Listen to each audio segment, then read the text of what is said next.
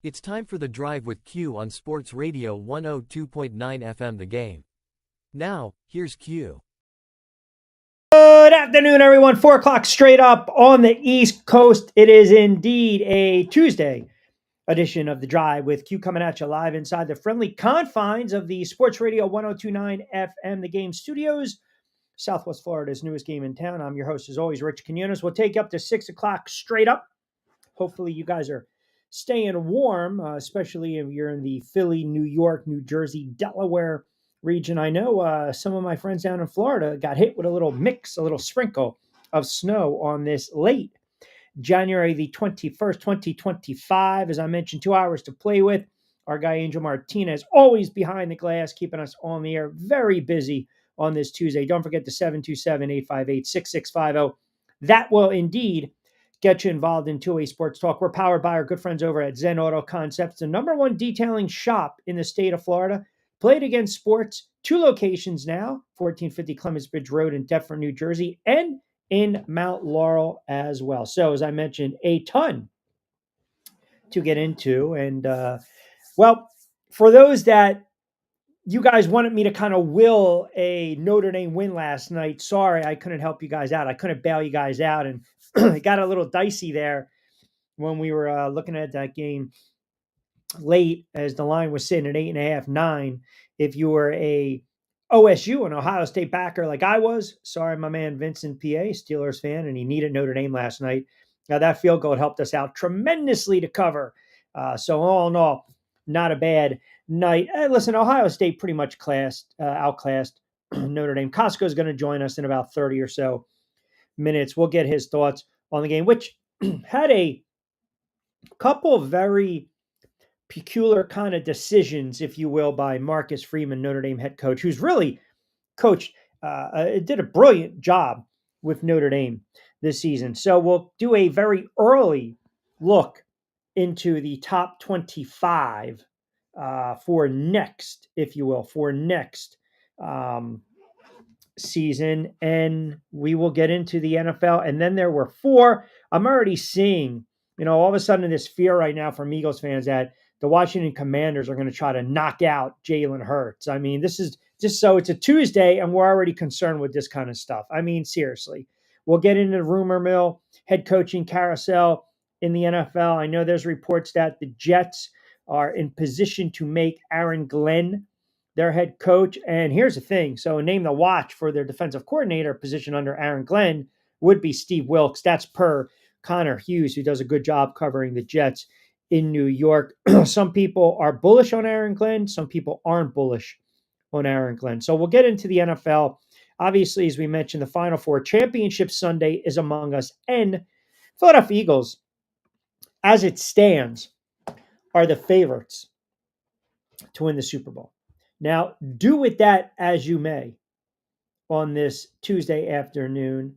If you look at the odds, if you look where the Eagles are sitting right now, plus 175, Kansas City plus 240, the Bills plus 260, and Washington at plus 650. So those are the updated odds if you guys want to get a little action on that.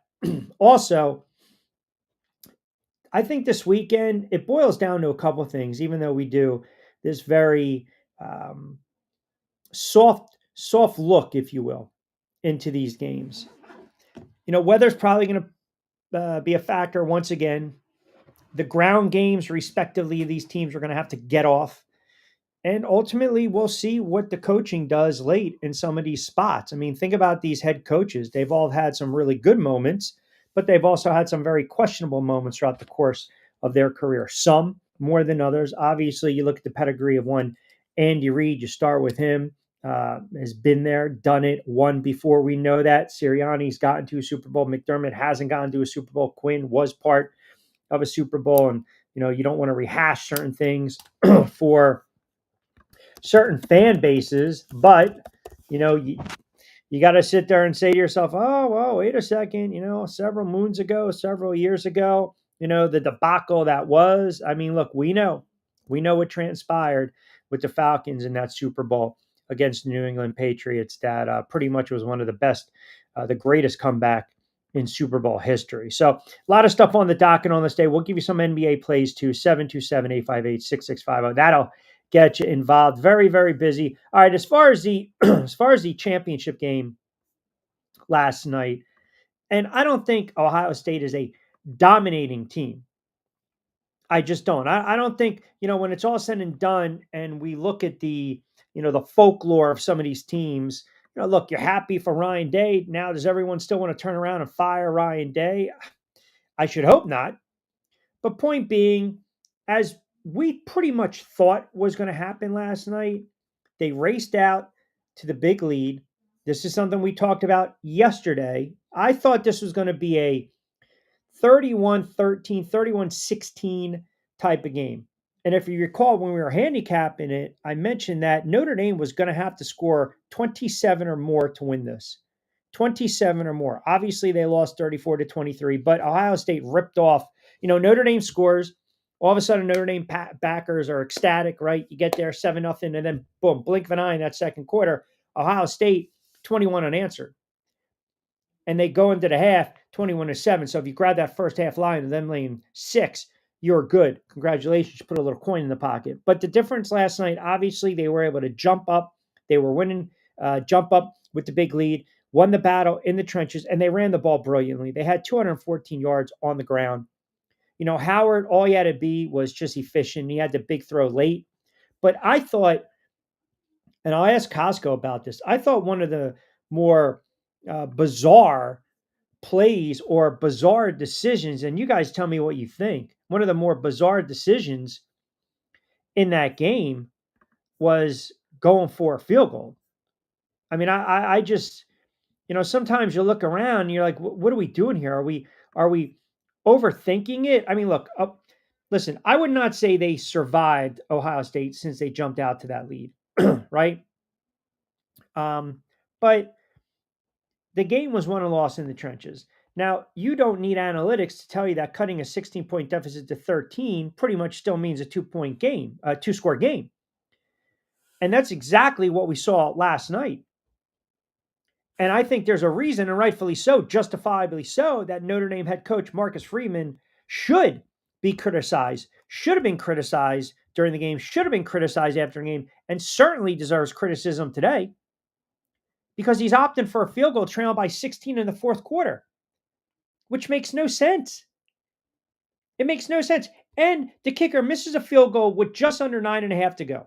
So it's a 31-15 game, which basically shines even more of a light on the decision to forego a 4th and goal from the 9-yard line, which again, listen, you fall behind 31-7, you score a touchdown, 2-point conversion, you march into Ohio State red zone early in the fourth quarter. You got to go for it right there.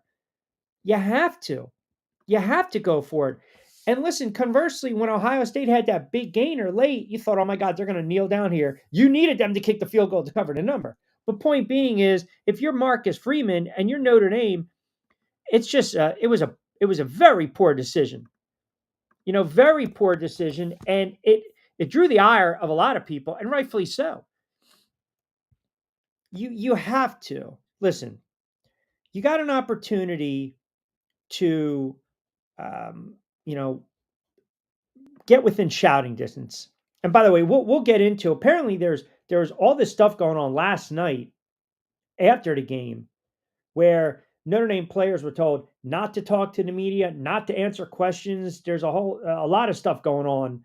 There was like this tense environment with players yelling at reporters. I know that's from a USA Today columnist. So we'll get into that a little bit too. But ultimately, you don't go for the field goal there. I mean, it's malpractice, really.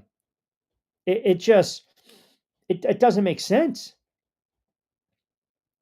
It does not make sense. I mean, what are you trying to do? Are you trying to, and then you have the doink field goal. I mean, right? Are you trying to just keep it competitive?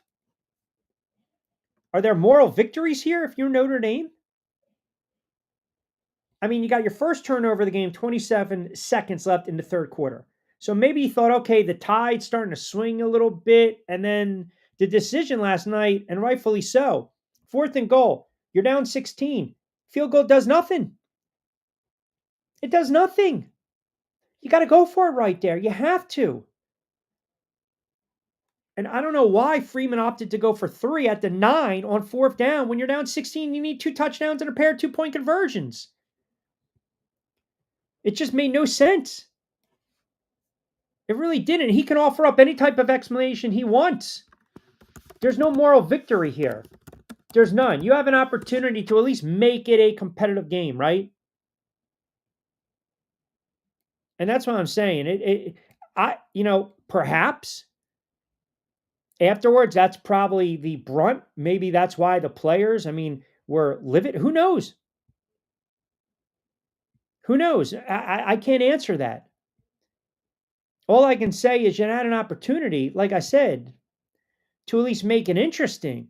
At least let your team know we're not conceding. Going for a field goal is conceding. It's conceding. That's a moral victory. And you can't have that. Not in a national championship game. He came out and said, I just thought instead of being down 16, let's try to go down 13. You're not possession. You're not going to have a lot of, you can talk about the probabilities. You're not going to get a lot of possessions left in that game. You're down 16, right? You're already in a tough spot. So while it's technically a 2-score game, you got to make both 2-point conversions. Okay, hypothetical touchdowns to tie the game. But again, a field goal, 2 touchdowns would win the game. You're not going to get those possessions back. You're just not. And, for a young coach that I think is going to be a very good head coach, he had a bad moment there. But I have no idea what transpired. You get all these conflicting reports afterwards that there was a lot of issues going on, right? A lot of issues going on, which who knows? You're going to get, there's all these reports coming out. I know ESPN's Molly McGrath kind of painted this different picture of the bizarre scenes in the locker room. And yelling at reporters, coaches warning people not to ask certain questions. What are we doing? That's amateur hour. Is that how we're going to handle now? Listen, you lost. Period. You lost.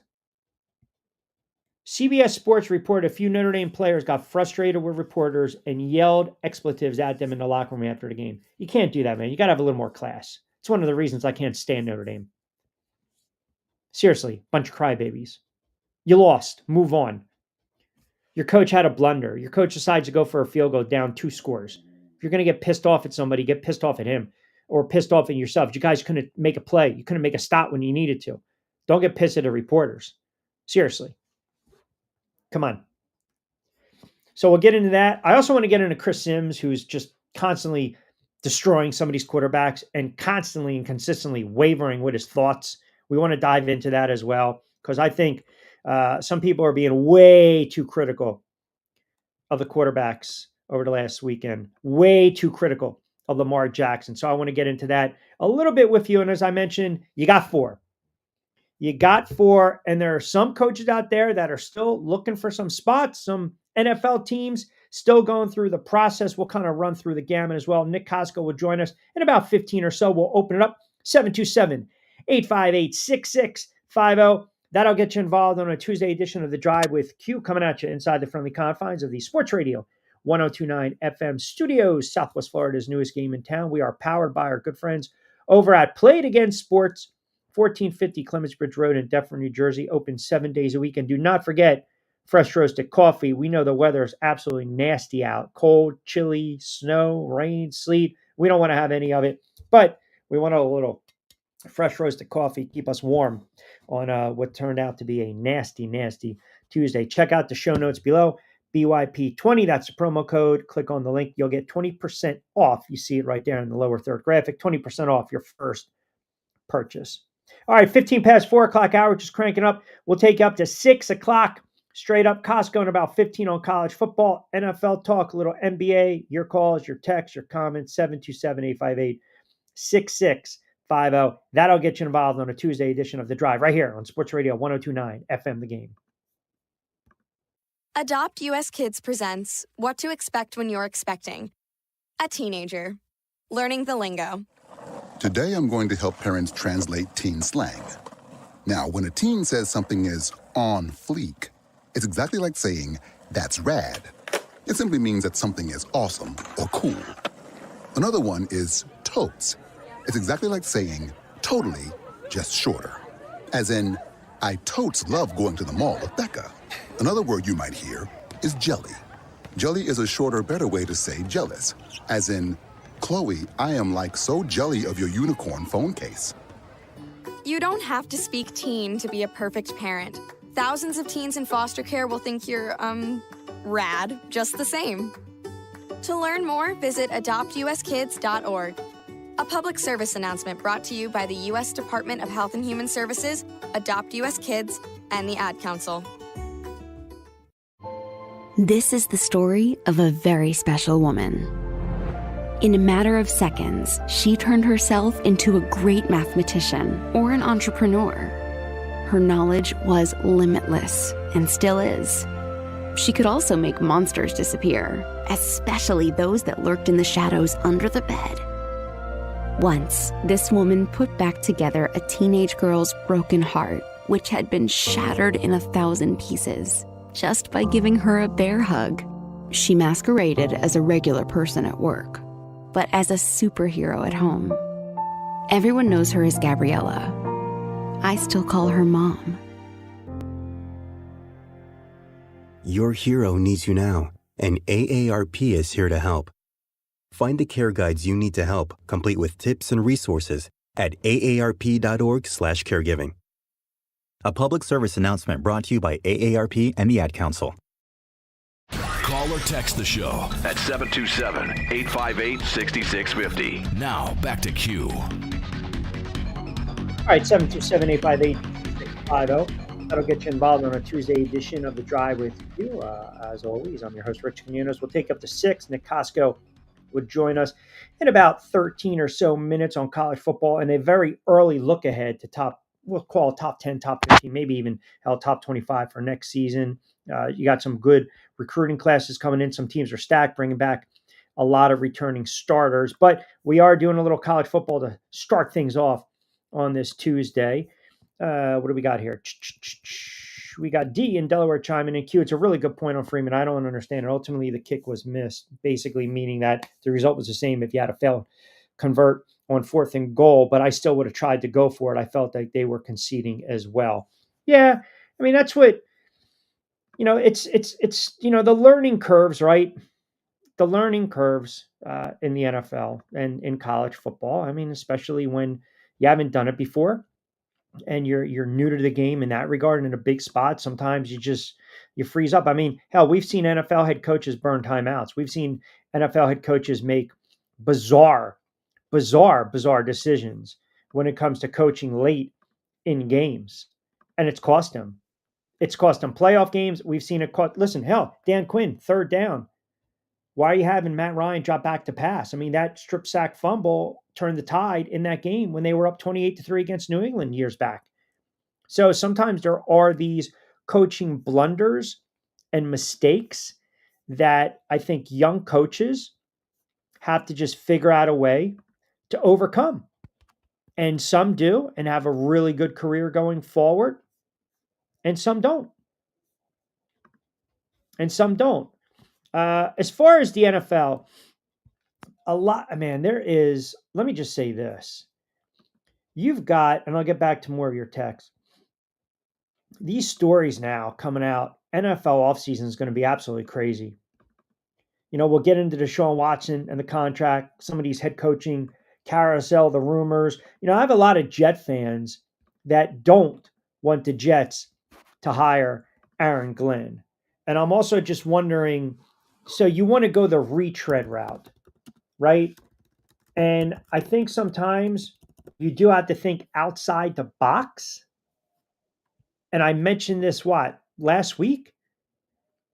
If you already are thinking about bringing in, a no nonsense, or again, if you're thinking about thinking outside the box, right?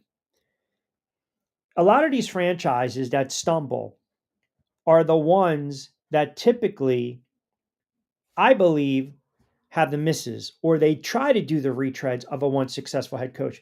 I think it's okay to go out and think outside the box and maybe have a little more wiggle room.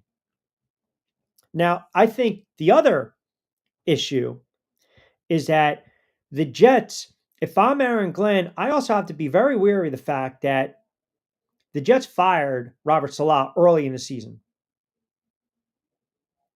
And that to me, a little bit of a red flag. Douglas gone, a little bit of a red flag. Like, if that's the case, then, you wanted to just basically start from scratch prior to.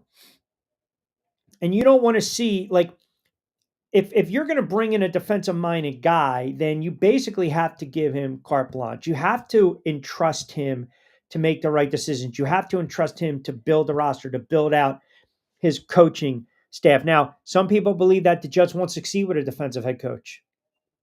But I've seen defensive head coaches in the NFL work. And maybe it's a thing where, well, the Jets don't have a quarterback. Does this more appealing now, or is Aaron Rodgers more inclined to want to come back? Do the Jets want him to come back? That relationship, which we already know is on steady ground. Aaron Glenn's a defensive-minded guy, defensive coordinator from the Lions. Listen, they had a great defensive unit. They had injuries. They got lit up by Washington in the divisional round. It happens. You're still got to look at the body of work. So if you're the Jets or any of these other teams, you got to bring in worthy candidates. Agree. I think that's the right move. I think that's a smart move. But I also believe sometimes you do have to take a shot and think outside the box. And if it works, it works. If it if it doesn't work, it doesn't work. Pats interviewed Josh McDaniels. What was that, for their OC job? I'm telling you, the NFL rumor mill is absolutely crazy. It's just crazy. There's reports that the Jets are going to hire Aaron Glenn as head coach, Lance Newmark as their GM. All right, we'll see. There's some trade. There's DK Metcalf news, Deshaun Watson news. So Rosenblatt of The Athletic adds New York is a second interview with Commanders assistant GM Lance Newmark. He also mentions the only second interview scheduled for the Jets. If all goes well, he expects the two to be hired as head coach and GM respectively.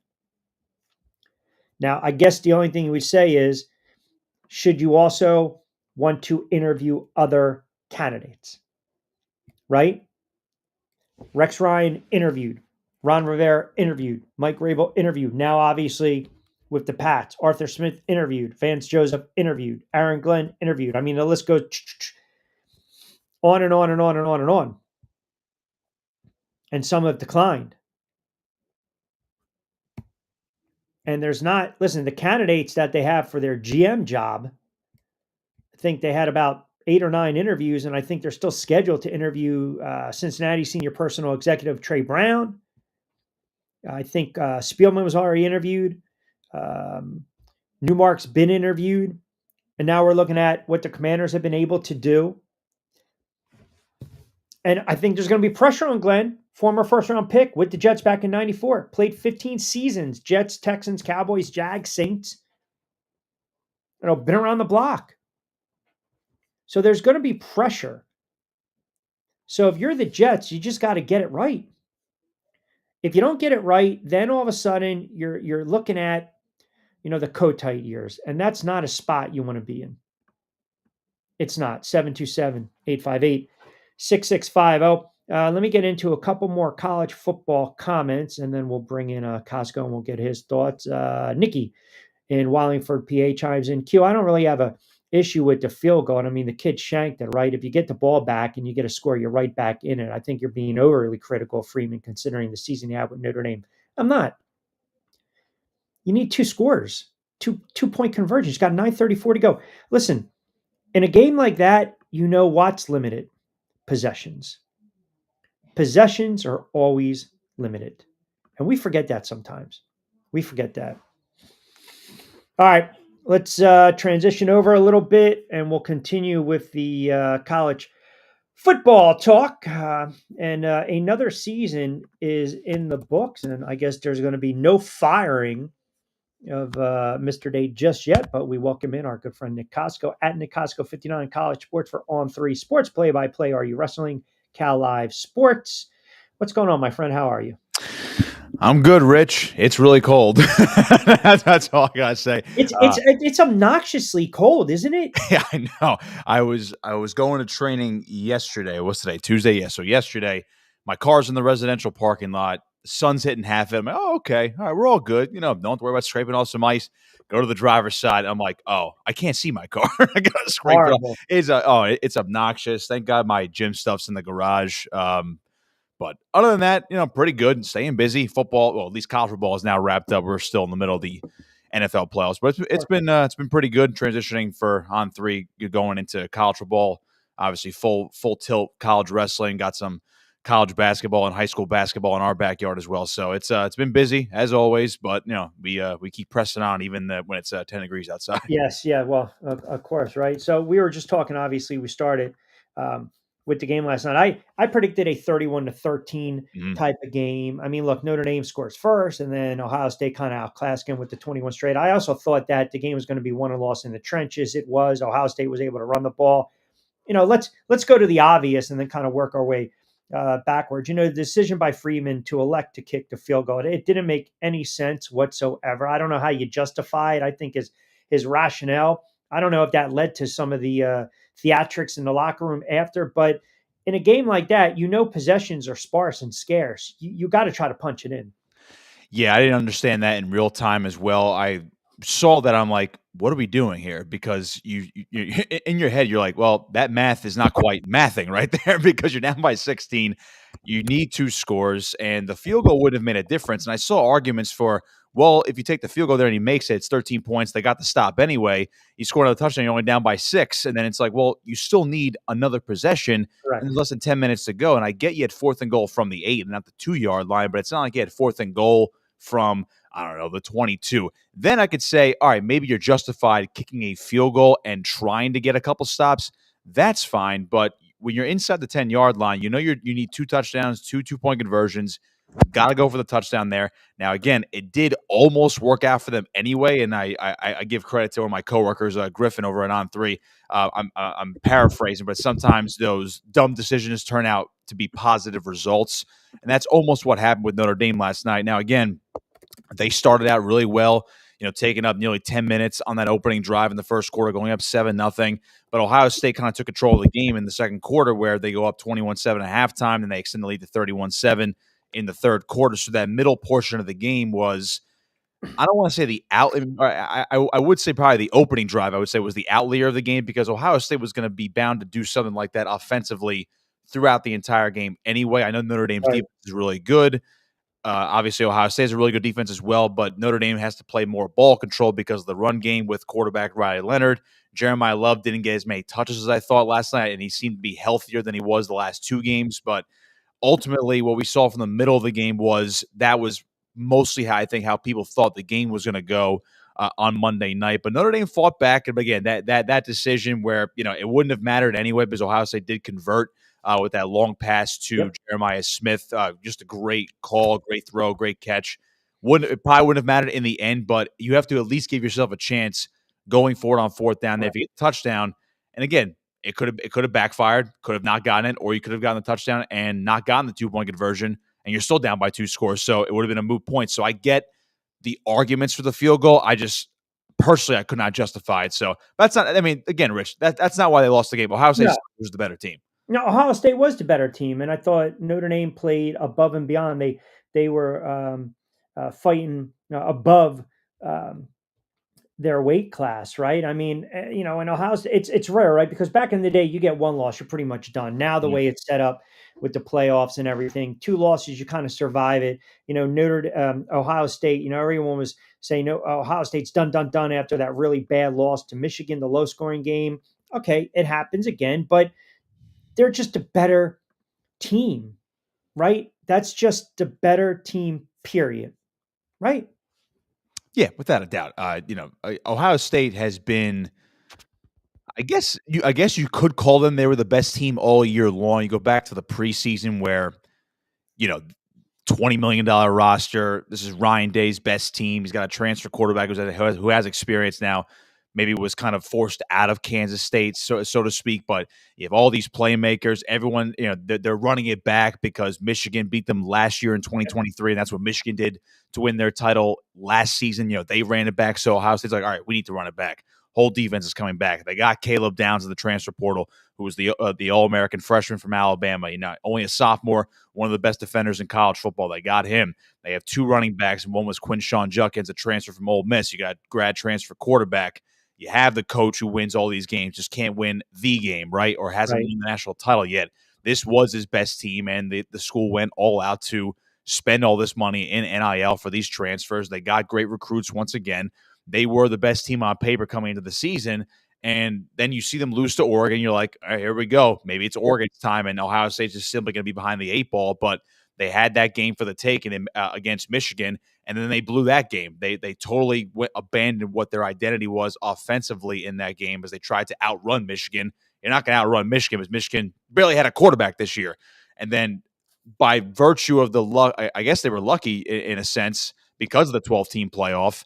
They were able to get in because they were still a highly ranked team. They only had lost to the number one team in the country, and they got upset by their arch rival, so they had the argument to get into the playoff. They got in a 4-team format. They would have been out, of course, with 2 losses, but they got in and dominated. And at that point, they dominated. They proved that they belonged, and it wasn't one of those things where, well, the regular season doesn't matter. No, it did because they got pushed down. They didn't get a first-round bye. Yes, they got a home game in that first round, but you look at the teams they had to play.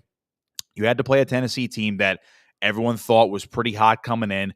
Granted, the offense wasn't the Ohio State offense, but everyone's like, maybe Tennessee can upset Ohio State and the Horse Troopers. Now they're reeling from the Michigan loss. They go out and dominate them. Then you look at the game against Oregon, and now I know that there was a lot of conversation about, well, this is a bad draw for Oregon. You're the number one seed. You're undefeated. You don't deserve to get Ohio State in the second round. Maybe so, but you're still the best team in the country by the rankings, and you already had beaten Ohio State this year. And then Ohio State goes out and shellacks them. And then in the semifinals, Texas, arguably the best defense they saw in the entire playoff, they go out and edge them out. Now, that was a much closer game, and it took a heroic defensive play at the end of the game for Ohio State to clinch that game, but they went out and beat arguably the other best team in the country. And then, of course, they controlled the game for the majority of it on Monday night. So they proved it out there, despite losing to Michigan, that they were the best team. And this is arguably who they were all season outside of a 1-point loss in Eugene, and then, of course, just laying an egg against the rival. Yeah, it's an interesting point, right? Because you go back to the loss against Oregon where it was a 32-31 game, right? And I mean, they could have easily won that game. Then to come back and literally wax them in a game that was not even competitive from the jump street just shows how good of a team they are. And I think Notre Dame overachieved. I really do. And there's nothing wrong with that, right? Because they had a bad loss against Northern Illinois. I mean, that was a bad loss. Any other year, that one type of loss, you're not going to get in. Things are a little different. They went through Indiana, Georgia. Penn State was a very good game. Hey, congratulations, Notre Dame. Here we go. Different beast, different animal against Ohio State. When you look at a very, very early look into next season, I mean, and we start to kind of look at some of these recruiting classes and some of the big boys we'll get into the power teams and the power conferences.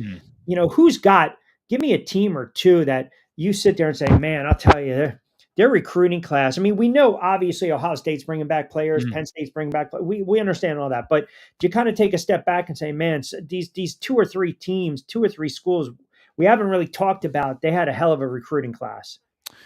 As far as like who's going to be a big player next year, I mean, we already kind of alluded to a lot of the teams that were in the playoff this year. We mentioned Ohio State's going to run. They're not going to run it back next year, but they're going to bring in, or they'll bring back Jeremiah Smith, who's only going to be a sophomore wide receiver. Caleb Downs will be in his 3rd year before he goes to the NFL on defense, and those are arguably their 2 best players, so they'll be back. And they just have to figure out the quarterback, which Ryan Day historically has done, even with a guy like Kyle McCord, who obviously broke out with Syracuse this past season. It was arguably, a lot better with Syracuse, but he played relatively well for Ohio State. So Ryan Day is going to figure out the quarterback, whether it's Julian Sayin or it's going to be Tavion St. Clair, their 5-star freshman who's coming in, who's I believe it was the number 1 or number 2 quarterback in the class, if memory serves correctly, from our On3 rankings. But other than that, you look at Oregon, you look at Penn State. Penn State's trying to do what Michigan and Ohio State just did, running it back. Drew Aller's coming back at quarterback. Both running backs and Singleton and Allen are coming back. Nick Dawkins, a key offensive lineman, is coming back. So their offense is essentially all coming back. They're going to lose Abdul Carter on defense, but they're bringing a lot of guys back. And then, I said Texas before because you have to look at what the job that Steve Sarkisian has done over the last couple of years, bringing this team to the semifinals back-to-back years. They're going to be really good again next year. They are now one of the newer NFL factories because of the guys they've brought in, whether it's recruits, whether it's the transfer portal. They are starting to churn out a lot of NFL talent, and they're going the way of how Alabama was early in the playoff. They're going to be. I think Texas is going to be a regular player in the playoff. I obviously, with the 12-team playoff, it's a little bit easier to get in than the top 4. They're betting favorites. I just want the audience to know they're the betting favorite right now. And I think that has a lot to do with what Sarkisian has done as the head coach. And of course, they're going to have Arch Manning next year. He's going to be the starting quarterback next year. Quinn Ewers is going to the NFL draft, and there's a lot of people that say, well, now they're going to fully unlock the potential of that offense because Manning could be a much better quarterback than Ewers.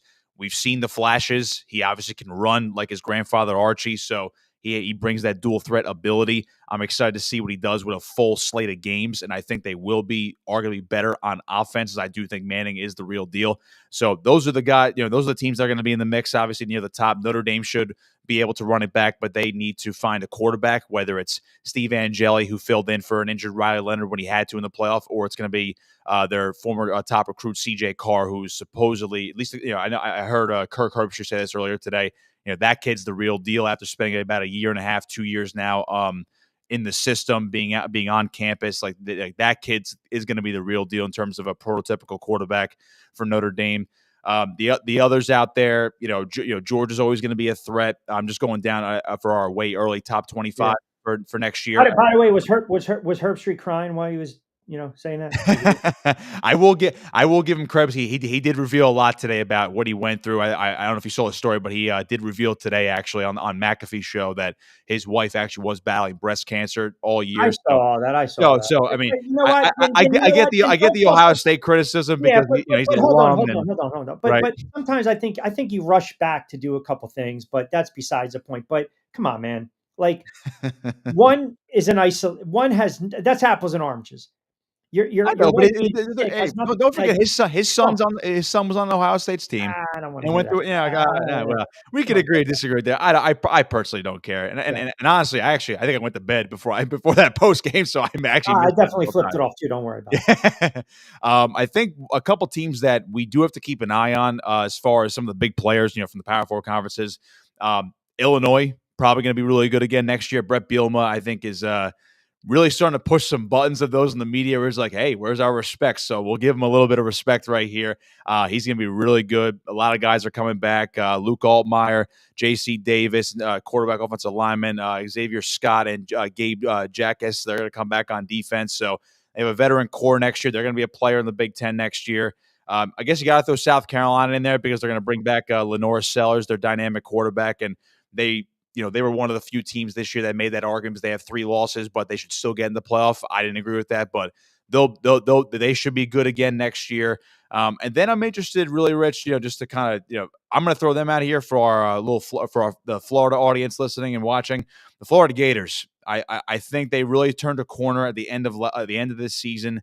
Billy Napier might have started to figure it out. The recruiting classes are going to keep building. They're going to get more transfers, and I think if they start building around more. With DJ Lagway, their quarterback, who was a freshman last year, giving him a full offseason of development and seeing what he could do as a sophomore, maybe explode more onto the scene. I think the Florida Gators are going to start being a player here, maybe push a little bit for that 12-team playoff next year too. Not even on Q's big board for next year from a betting standpoint. Texas, Ohio State, Georgia, Oregon, Penn State, Alabama creeps in at a plus 1,300. Miami is all the way down there, plus 3,000. Now, you mentioned Texas. And again, I think it's interesting because the transfer portal has kind of added to a lot of challenges with the sports books when we're talking about the betting favorites and the betting odds. You also mentioned Arch Manning. I believe he's second favorite to win next season's Heisman behind the LSU quarterback. So I think the numbers kind of speak for themselves. Oregon, Penn State, they said a plus 750. So you're talking about round out teams with odds shorter than 10-1, depending upon where you're hanging your hat. The one team that I kind of think it's an oh by the way is Georgia. I mean, Georgia sit there plus 600. We know Georgia's always got to have the defense. Georgia, again, you trip up. There's nothing wrong with that. But I think Georgia comes back next year with a vengeance. Yeah, I think they have to. I mean, that's generally what Kirby Smart's done. I know they missed out on the playoff the other year where they were quote unquote snubbed by the undefeated Florida State squad that, of course, got Yep. I'm sorry, I take that back. They were all snubbed, and Georgia felt they were the best team, and of course Georgia blows them out in that Orange Bowl, so on and so forth. But I think when you look at Georgia, Kirby Smart, you can argue Ryan Day. Kirby Smart might still be the best head coach in college football right now. He's got 2 national championships. This team was right in the thick of things again this year. If it weren't for the injury to Carson Beck, maybe they do beat Notre Dame. But then again, Carson Beck wasn't playing that well this season, and now we're going to see what he does in Miami in his final season of college football. So Gunnar Stockton, maybe the guy to maybe push that offense a little bit forward. Georgia, like Texas has become, is still an NFL factory. You're going to bring back offensive guys like the running back Nate Frazier, Dylan Bella, wide receivers going to be back. Oscar Delp, tight end. They are going to come back. Their recruiting classes that is coming in is near the tops, and not at the top of college football. And of course, you always. If you're looking at a Kirby Smart coach team, Rich, that defense is going to be absolutely nasty. So. They won the SEC this year. I think people forget that they actually won the SEC this year because they got bounced in one game after having that first round bye, and everyone's like, all right, no SEC in the finals. Texas got knocked out, and Texas is a new blood to the SEC, so they're like, oh my goodness, what happened? Where was Georgia? They did win the SEC this year after everybody kind of beat each other up. So I would expect them to be back in the thick of things. I'd be stunned if they do win the SEC again next year over Texas. I would imagine they're going to be a top 4 seed again. It's hard not to be if you're coming from the SEC and not be a top 4 seed, as long as the playoff format stays exactly the same as it did this year, which I don't think there's going to be any impending changes for next season quite yet in terms of how the seeding works. But I mean, Georgia, I would not discount them at all. They're right in the thick of things in terms of maybe not the top favorite to win it all next year, but if you're talking about the top 4 to 6 teams to pick to win the national title next year, Georgia is squarely in that mix. Do you like the way it's laid out with the college football playoff? I do. I actually do. When you talk about the emphasis on winning your conference, I think until the college football playoff committee or the Power 4 conferences or whoever makes the decision is going to do away with the conference championship or change it into some sort of play-in format. As long as you have them, you have to make them mean something. Now, I get the argument where you can tinker with the format and say, okay, the top 5 or the highest ranked conference champions, so the 5 highest ranked conference champs, they all do get into the playoff automatically, but you're not guaranteed a first round bye. That to me, I'd be okay with that change. I don't think it's necessary because I like the way the format worked out this year, where the teams like Boise State ended up being ranked high enough where they were the 3rd highest ranked conference champ. They got the bye and they earned their way in because of the format. And again, going into the playoff, their only loss was to Oregon, the top team in the playoff, the only undefeated team in college football. And then you look at Arizona State, a team that was picked dead last to finish. They were picked to finish dead last in the Big 12 this year in the preseason.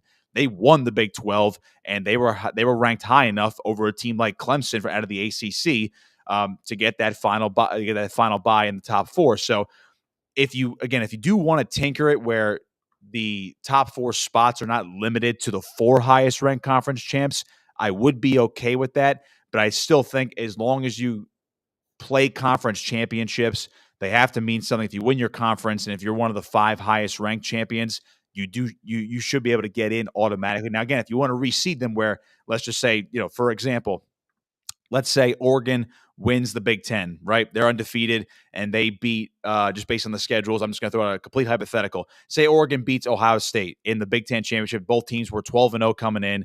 Oregon's 13-0, and now Ohio State's 12-1.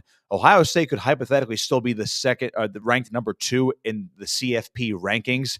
And if you wanted to make it where Oregon is the number one overall seed, but Ohio State's still number 2 because they're the second ranked team in the country, sure, that's fine. But you still have to make sure there are 5 auto bids for the 5 highest ranked conference champions, and one of them should be going to a group of 5 champion. Hypothetically, again, you could have 2 group of 5 champions in there. Say if the ACC beats each other up and they're the 6th ranked highest, they're not automatically getting in. So I still like that aspect of it where it's not limited to you're shoehorning in these conference champions by Power 4 and then just one group of 5. Like there's still room for interpretation. Not that I think it's going to happen because I think the Mountain West was the top one this year. Maybe the AAC and another year could do something like that along those lines. But that'd be my only okay change into next year should they tinker with it with a little bit. Listen, ultimately, when it comes down to national championship, 9 out of 10 times, the best team always wins. Yeah, and they did this year. Yeah.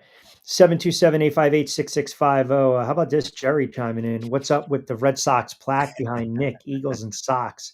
Doesn't make sense. Listen, and by the way, Jerry, I did get the comment. I did see McDaniels to the Pats, also Minnesota extended O'Connell. So we'll talk a little more about that in the 5 o'clock hour. Yeah, I mean, it's a horrible mix, by the way. And he's got the disgusting eagle green on. I mean, that's what are the origins of that? Boston Red Sox. Right? Well, for the new listeners, I'll explain the story again. I grew up in South Jersey, still live in South Jersey.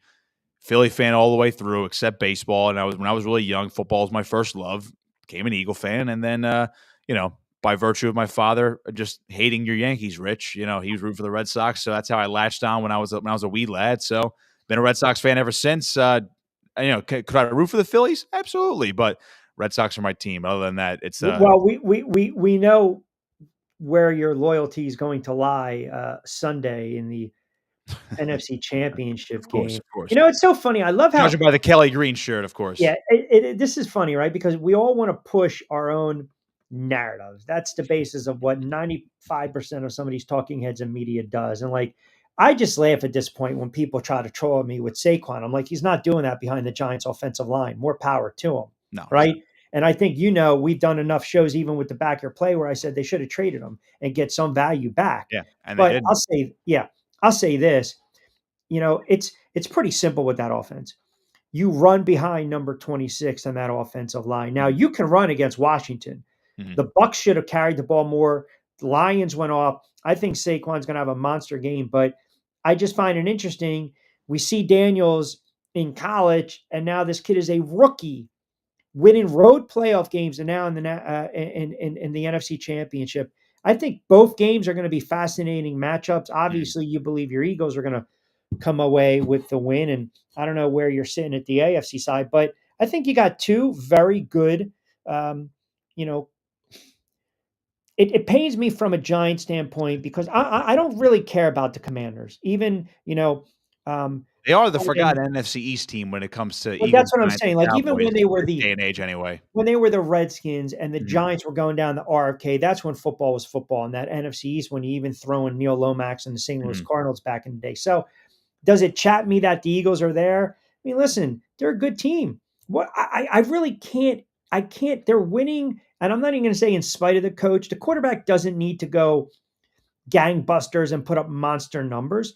They're winning games because they're winning the battle of the trenches. They're getting defensive stops, and the running back is all world right now. I think it's going to be a fascinating matchup. I'm not going to discount Washington. I'll just I can't because I went to Philadelphia earlier this year for that Thursday night game where they beat Washington at home to get to. I think they got to 8-1 with the win. And then we were watching from afar the game where they lost, where Hurts was lost for what after the second drive. They still almost won with Kenny Pickett, believe it or not, which is hard. So kind of that is kind of hard to believe. But Jayden Daniels is the real deal. I always thought he was going to be a really good NFL quarterback just based on what he did in college. I've always liked him, even going back to his days at Arizona State when he was playing under Herm Edwards.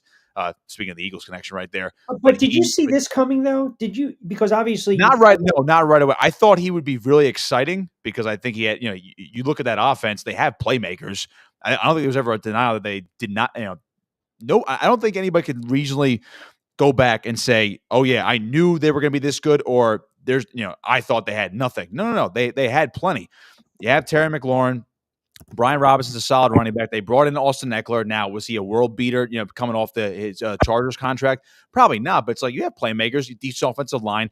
I mean, until the injury, Sam Cosmi out of Texas, he's a really good guard. He was their best offensive lineman. But you didn't see this from I didn't see MVP level football from Jaden Daniels as a rookie. Now, as the season progressed, and I figured this team was going to be a playoff team, I hand up, I actually did predict for them to not get this far. I thought they would actually beat Tampa Bay. I didn't think they were beating Detroit, especially the way they beat Detroit, putting up 45 points. Again, albeit an injured defense, but in Detroit, number 1 seed, with the way Detroit could play offense as well. I didn't think they were going to win in a shootout there. Now, the Eagles are lucky they have the home field advantage here, because if for some reason, if this game was in Washington or Philadelphia went to Detroit, I think we have a different conversation right now. But with the way that defense is playing, the Eagles do have the best defense in football, at least out of the remaining 4 teams, I would say. But can they limit Daniels? Daniels is special. He already beat them at the buzzer a few weeks back.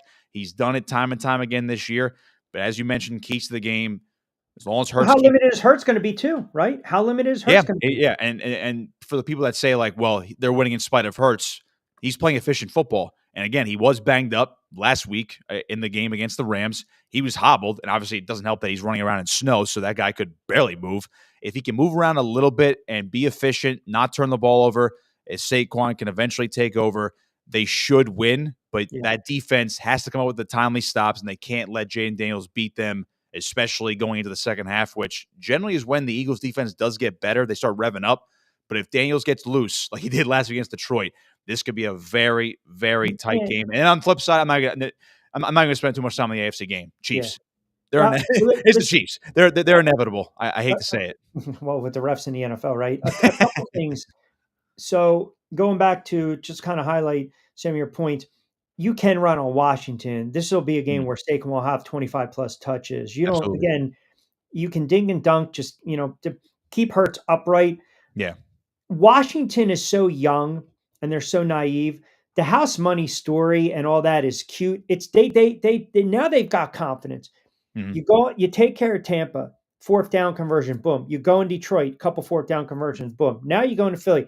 They believe they can go in there, waltz in there, and beat the Philadelphia Eagles. Now, they got to control the line of scrimmage, no doubt. If this is a 17-14, 21-17 Eagles lead in the 4th quarter, the link is going to be on edge, right? Because especially with the ball in Daniels' hand. Yeah, of course. They're going to be on edge. I was on edge watching the game from my couch last week when Stafford's going down in the snow. Well, it was horrible. They don't even decide to run the ball and try to pop a run on 3rd and 2, but that's besides the point. But it is, and of course, Jalen Carter is going to be crowned a Philadelphia hero. I think one of these days. Who's that? I said Jalen Carter will probably be crowned a Philadelphia hero. At this point, he's been a monster, man. You step up defensively when you have to, but there's going to be a moment in this game where, Saquon 3, 4, 4, 5, then all of a sudden in the 10, the 12. It's inevitable. I saw it. Yeah. I saw it early on in his career with the Giants. As long as he's running efficiently, he's bound to break one. I'm not saying Rams numbers like he did this year, but he busted one. He busted long ones off against the Commanders in both locations this year. So he had 7 touchdowns of over 60 yards. Yeah. So maybe he has a knack for it this year, which is unbelievable. And going back to the Hurts thing real quick. Yeah. There were 2 long would-be completions, and I don't want to play the what-if game all day, but A.J. Brown drops that one at the 1-yard line. He had it. Great throw by Hurts, despite the conditions, and the other one to Devontae Smith where he had his head taken off, and he somehow popped right back up. If Hurts completes those 2 passes, the stat line looks different. Maybe the conversation is different too. So I think you put that into perspective. He plays efficient football. Do they need and think of it this way. And all the play, and I think it's a pretty weird stat. I'm pretty sure in every single game that they've won in the playoffs with Hurts under center, he's thrown for less than 200 yards. Now he's got touchdowns, with his feet as well. But in the one game where he went off as a passer, the Super Bowl, they actually ended up losing. Believe it or not. That's interesting. I mean, sometimes you don't need. That's my whole point. You're throwing yourself back in the game when you're down. Like if they were to go down 10 early to Washington, don't panic. Yeah, You stick to can't what works. panic. Bread and butter, baby. No, just run the football. Listen, I do want to ask you before I let you get out of here. Mm. I know we joked about a year ago that if the Cowboys job became available, and I had to get you on because no one believed that I said it. I said, oh, Yeah. it makes sense, either Harbaugh or Dion. And now the flirtation is there. So it seems as though it's died down. It was heavy petting, now flirting. Now all of a sudden I'll text you here and there. Pros and cons. First of all, do you believe if Jerry Jones did open up the checkbook and say, fill in the blank, Dion, that Deion Sanders would the Dallas Cowboy job is appealing to him, A, and B, do you think he would want to take it? I think there were conversations had in terms of what would it take? Can we make this work? But for the listening audience out there, you did say this. I didn't think he was ever going to leave, even with all the reports coming out within the last week where, it was quote unquote intensifying, or whatever the case may be. That they obviously did not formally interview him. And it seems like they're going to go the way of Brian Schottenheimer, which is, we could spend another hour on, them internally promoting their offensive coordinator. Sure. But you did say this. But I do want to make it clear that I maintained he would not leave Colorado for the Cowboys or any NFL job. He doesn't want to coach the NFL. Now, I will concede, was he very enticed to go back to a franchise he played for? Absolutely. But I think he kind of teased the NFL fact a few weeks ago where someone asked him again and then finally opened up and said, yeah, I think I would coach in the NFL, but I got to coach my two sons, Shedeur, Kylo, and for all we know, he probably included Travis Hunter in that conversation too. If you have all three of those guys on the same team again with the Cowboys or whatever NFL franchise, then he would do it. But we know that's next to impossible. So I don't think at this point, I think he's pretty much off the list. It was fun. It was good for attention. And at this point, it might end up getting him a new contract at Colorado, a new extension, maybe some more NIL cash, whatever the case may be. But it was a fascinating story for about 72 hours. Yeah, which leads me to this. Bill Belichick, as far as we know, has not signed his contract yet. A formality. What's that? I said a formality. Do you believe it's a formality? Because I'm of the belief that I believe he's still. This is commonplace. This is commonplace in the college football, where it's like those verbal agreements, or like you sign it's not an addendum, but it's some. I don't know the legal jargon, but this is more commonplace in college football. We're not talking about Joe Schmo. I understand that. We're talking about Bill Belichick. I get it. But you're only having this conversation for Bill Belichick. You're not going to talk about if it's PJ Fleck and he didn't sign his new contract. But that's the whole point, right? Because it's Bill Belichick and he hasn't, the ink isn't dry. It's still listen, you cannot put anything past the hoodie. I get it. I would be. I'll put it out here right now on the record. I would be stunned if he rescinds on this North Carolina job. Stunned. I will fully admit. We could put a bet on it at this point. There is no way he is not going to coach North Carolina in 2025. After that, I can make no promises. He might want to go back to the NFL for 2025. In 2025, he will coach the North Carolina Tar Heels.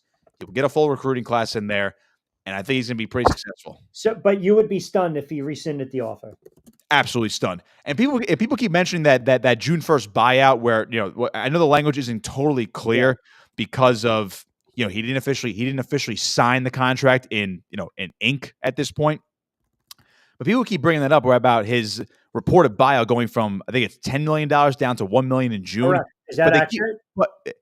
That from what we have gathered and from what has been reported, and basically everything, put our whole staff together and based on what we have aggregated and also have dove into as well, that seems to it does drop off significantly into June.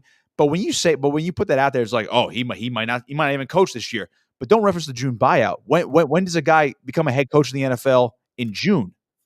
Barring something that is like disaster, unforeseen with some franchise, why would he leave North Carolina in June at that point? And that to me, if he leaves, he's going to leave within the next few weeks while there's still openings. No, listen, you bring up a very valid point. And it makes sense because if you're leaving June, you've already passed what? The draft, You're hitting free agency. You got OTAs. You got training camp right around the Correct. corner. The timing of it, but it's always the wink, wink. Like I'm telling you, if Brady called him up, if Seymour, Brady, and Davis call him up, because there's going to be that flirtation. About the Of course. familiarity. Hey, come in. Here we go. I think he's going to consider it. Would it be the biggest tease in the world? You would almost feel bad for UNC.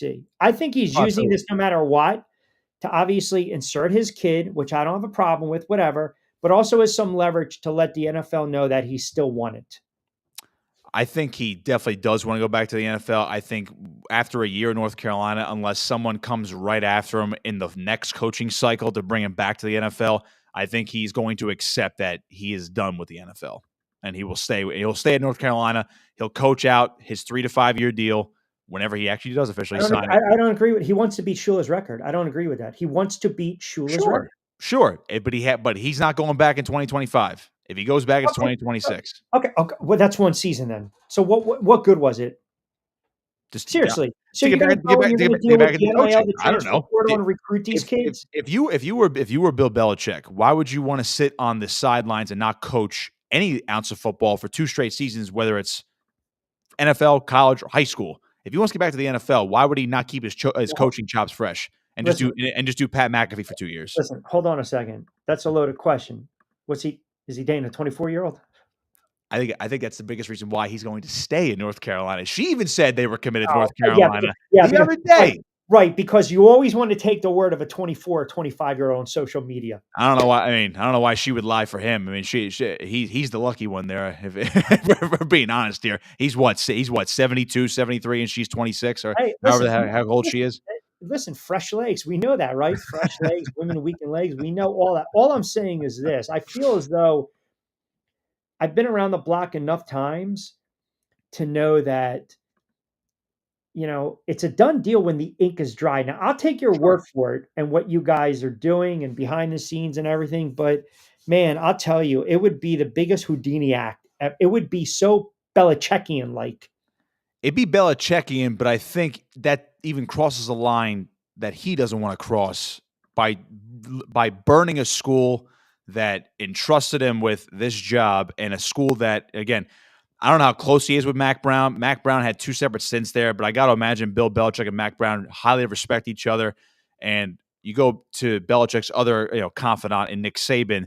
I can't imagine Belichick didn't just take this job on a whim without talking to guys like Nick Saban as well and saying, "Hey, is this a good idea? You went from the we had opposite fields here. Okay, I was great in the NFL. You were great in college. It didn't work. It didn't work out for you in the NFL with Miami. Would it work out for me in college with North Carolina?" I got to imagine those conversations were had, and I would imagine this also has a Saban seal of approval for Belichick to come coach college. I think he's excited about it. I genuinely think I don't think he's putting on an act. I think you have to look at his demeanor and his attitude with media, with players. Rejuvenated, sure, absolutely. Right. I think him having a year off, being way more into the media. We saw it on College Game Day a few years ago when he was still the coach of the Patriots, when he did it for the Army-Navy game. He was happy to talk football and just talk college ball, to talk the NFL, just to be on the other side of things. And then we saw it all year with McAfee, who he does his weekly spot, still does it. And I think he is not a totally different person, but I think he has a new perspective on things. And I think he's going to take this challenge in full stride. He's obviously bringing his son along as the defensive coordinator. Is he going to be the coach in waiting? I would say so. And the fact that he brought another trusted lieutenant in Michael Lombardi, who already called out these reports of him going back to the NFL, basically a bunch of BS. I think bringing a crew like that, and it's not like he just went out and hired guys from all over the place. He brought in guys that he trusts, brought a lot of NFL guys in, brought some guys with a lot of connections. I don't think he would do that where he would ultimately spurn North Carolina before the season to go back to the NFL, but with, a unforeseen circumstance. And all of a sudden, all these other guys could be without a job. Short North Carolina decide to say, well, Bill brought you all in, but now we have to completely blow this up, or we're just going to promote Steve from within, and then all of a sudden it's an absolute mess going into 2025. It's not going to happen. Yeah. And at this point, I'd be more inclined to believe that if he only coaches North Carolina for a year, he retires. Yeah. By the way, let me for those on Twitter getting ready to get on me with our interns tweeting out, I will confirm Nick said he did not see it in a good way, meaning Jaden Daniels. So don't go at Costco with his, Daniels having an amazing year. You know how people get. I'm a big Jaden Daniels guy. Always Yes, was. Going back to you LSU are. and Arizona State. Yes, you Come are. Give Nick a follow at Nick Costco 59 College Sports for On3 Sports play-by-play. Are you wrestling? He's been crushing it doing the wrestling, and of course Cal Live Sports. I would imagine hoops right now for Cal Live. Yeah, got a little hoops. Actually, we got a little wrestling tomorrow night for Cal Live, little Middle Township and Lower Cape May tomorrow night on Wednesday. So check that out on Cal Live or our Cape Atlantic Live YouTube page. That's at 7 o'clock tomorrow. A little high school wrestling. And then I'm back in action on Big Ten Plus for Rutgers, Illinois on Sunday, a top 15 matchup in the Big Ten in college wrestling. All right, look at that. Give them a follow as always. Hey, don't forget on the other side, 727-858-6650. 5 o'clock, a couple of minutes past 5 o'clock hour. Tuesday edition of The Drive right here. SR 1029 FM, The Game. Coastal Sports Network, 60 in a book, 60 to play with. All right, my friend, best of luck during Championship Sunday. I will certainly not be rooting for your Philadelphia Eagles. Pitchers and catchers right around the corner. Yeah. I gotta zoom home after the broadcast on Sunday afternoon. I'll be listening to good old Merrill Reese on the radio for about the first half, and then I'll be on edge on Sunday. Don't worry. Yep, I think just enjoy it nonetheless. So, but always appreciate you jumping on board for a couple of minutes, pal. We'll take a quick time out. We'll come back on the other side. Hey, Dad, your prescription will be ready in just a minute. Hey, Dad, your laundry will be ready in just a minute. Dad, your lunch will be ready in just a minute. Hey, honey, why don't you take a minute? When you help care for a loved one, you give them as much time as you can, making sure they're safe and comfortable. But it's just as important that you take some time for yourself. At AARP, we can help with information and useful tips on how you can maintain a healthy life balance, care for your own physical and mental well-being, and manage the challenges of caring for a loved one. Because the better care you take of yourself, the better care you can provide for your loved one. Thanks, Dad. Thank you. You're there for them. We're here for you. Find free care guides to support you and your loved one at aarp.org/caregiving. That's aarp.org/caregiving. A public service announcement brought to you by AARP and the Ad Council.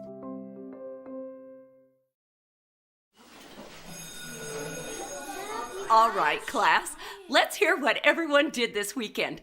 Jill? Well, I raised my older sister to a big oak tree. It was at least 100 years old. My mom said I must have set a record or something. And then we went down by a stream and perched up on this huge rock and saw all these little minnows swimming around way below us. And then I rescued my little brother from an evil slug king who was guarding him at the bush fortress. And my sister and I brought him back to our super twig fort for safety. And then we all laid out and told stories until it got dark. And the Big Dipper led us all the way home. Wow. Awesome. Where were you, Jill? Yeah. We went to the forest. It's not that far away. Anyone want to come this weekend? Ask your parents to take you and your friends to the forest this week and find the fun, adventurous you. It's closer than you think. Check out discovertheforest.org. Brought to you by the U.S. Forest Service and the Ad Council. Download the Sports Radio 102.9 FM The Game app and tell your friends that Florida has a new leader in digital sports radio. All right, 10 past 5 o'clock hour. We'll take you up to 6 with stuff from Nick Costco. Appreciate him jumping on board. Interesting take on the Belichick. I will believe it when I see it, but I tend to agree with him. You know, you refresh, you recharge, and then you see if you want to get back to the pros. I think Belichick's going back to the NFL. I really do. I definitely think he wants to beat Don Shula. I think we know the NFL is an ego-driven league. It just depends on the potential landing spot. 727-858-6650. Kevin C. in North Jersey chimes in. Q, I'm a little indifferent if the Jets go the Aaron Glenn direction. I wouldn't mind a retread. I always get a little worried with a first-time head coach, especially under this regime. Good show as always. Appreciate that, Kevin. Listen, that's tough, right? You want to be real careful with this if you are the Jets, because ultimately you're still going to have to deal with Woody Johnson. That's really where you look. What cures all this is that you have to. He is an obstacle right now that the Jets are trying to overcome. And I don't think Aaron Glenn is going to come in right away and revitalize the Jets. I don't think it would have been a Parcells. I don't think it was a Belichick. I don't think it would have been a Lombardi. The franchise is broken. And there are, again, some franchises in the NFL that just can't overcome that. They just can't. Man, always appreciate you, brother. Thank you. And I think the Jets are one of those franchises. They can't get out of their own way. They can't get out of their own way. There's a couple franchises. The Giants are like that right now, too. Jacksonville is like that. Who would want to take that job knowing that, again, the owner basically came out and called out the GM? Like, would fire and hire these guys willy-nilly. I don't want to have to deal with that kind of nonsense. I don't want that kind of added pressure put on me.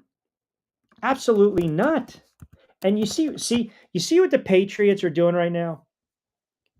The Patriots are taking that old school playbook out. They're taking that old school playbook out.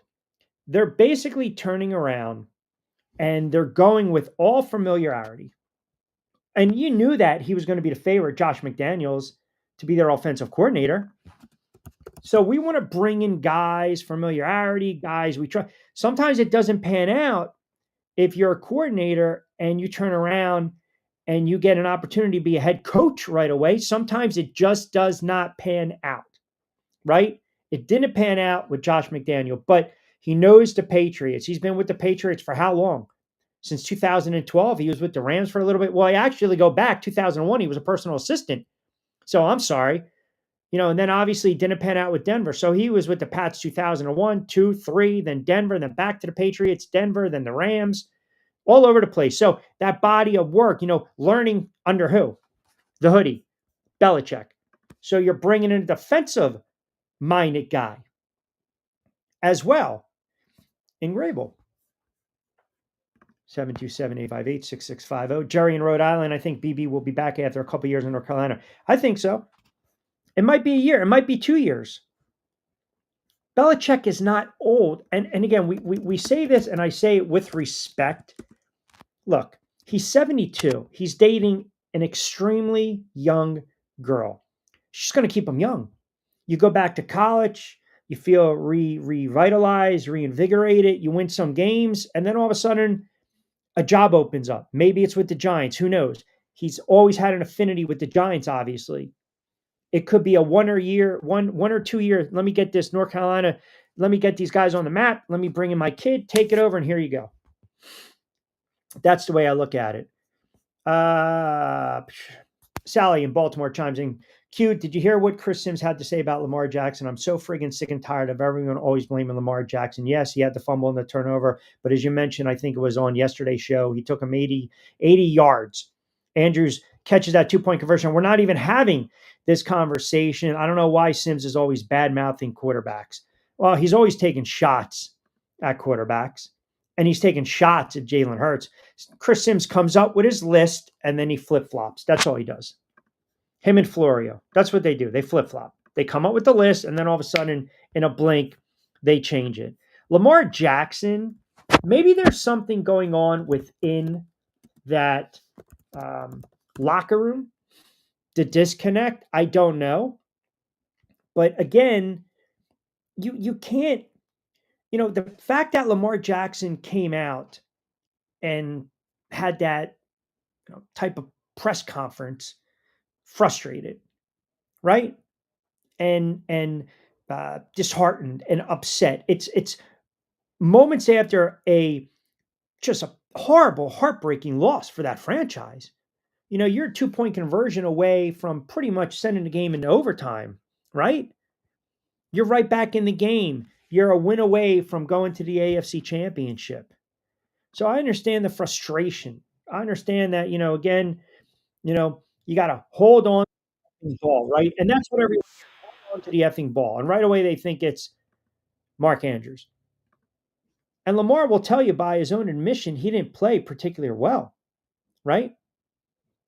But there are just guys out there that hate certain. Ryan Clark can't stand Josh Allen.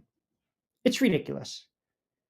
I mean, he always makes it a black or white issue. He does. He just race baits all the time with his list, all the time. Just constantly hates on Josh Allen. Josh Allen's in the AFC Championship. Josh Allen just defeated Lamar Jackson and the Baltimore Ravens. Josh Allen is going to be the NFL MVP.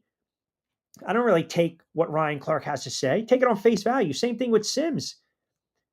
He was killing Jalen Hurts. Killing Jalen Hurts.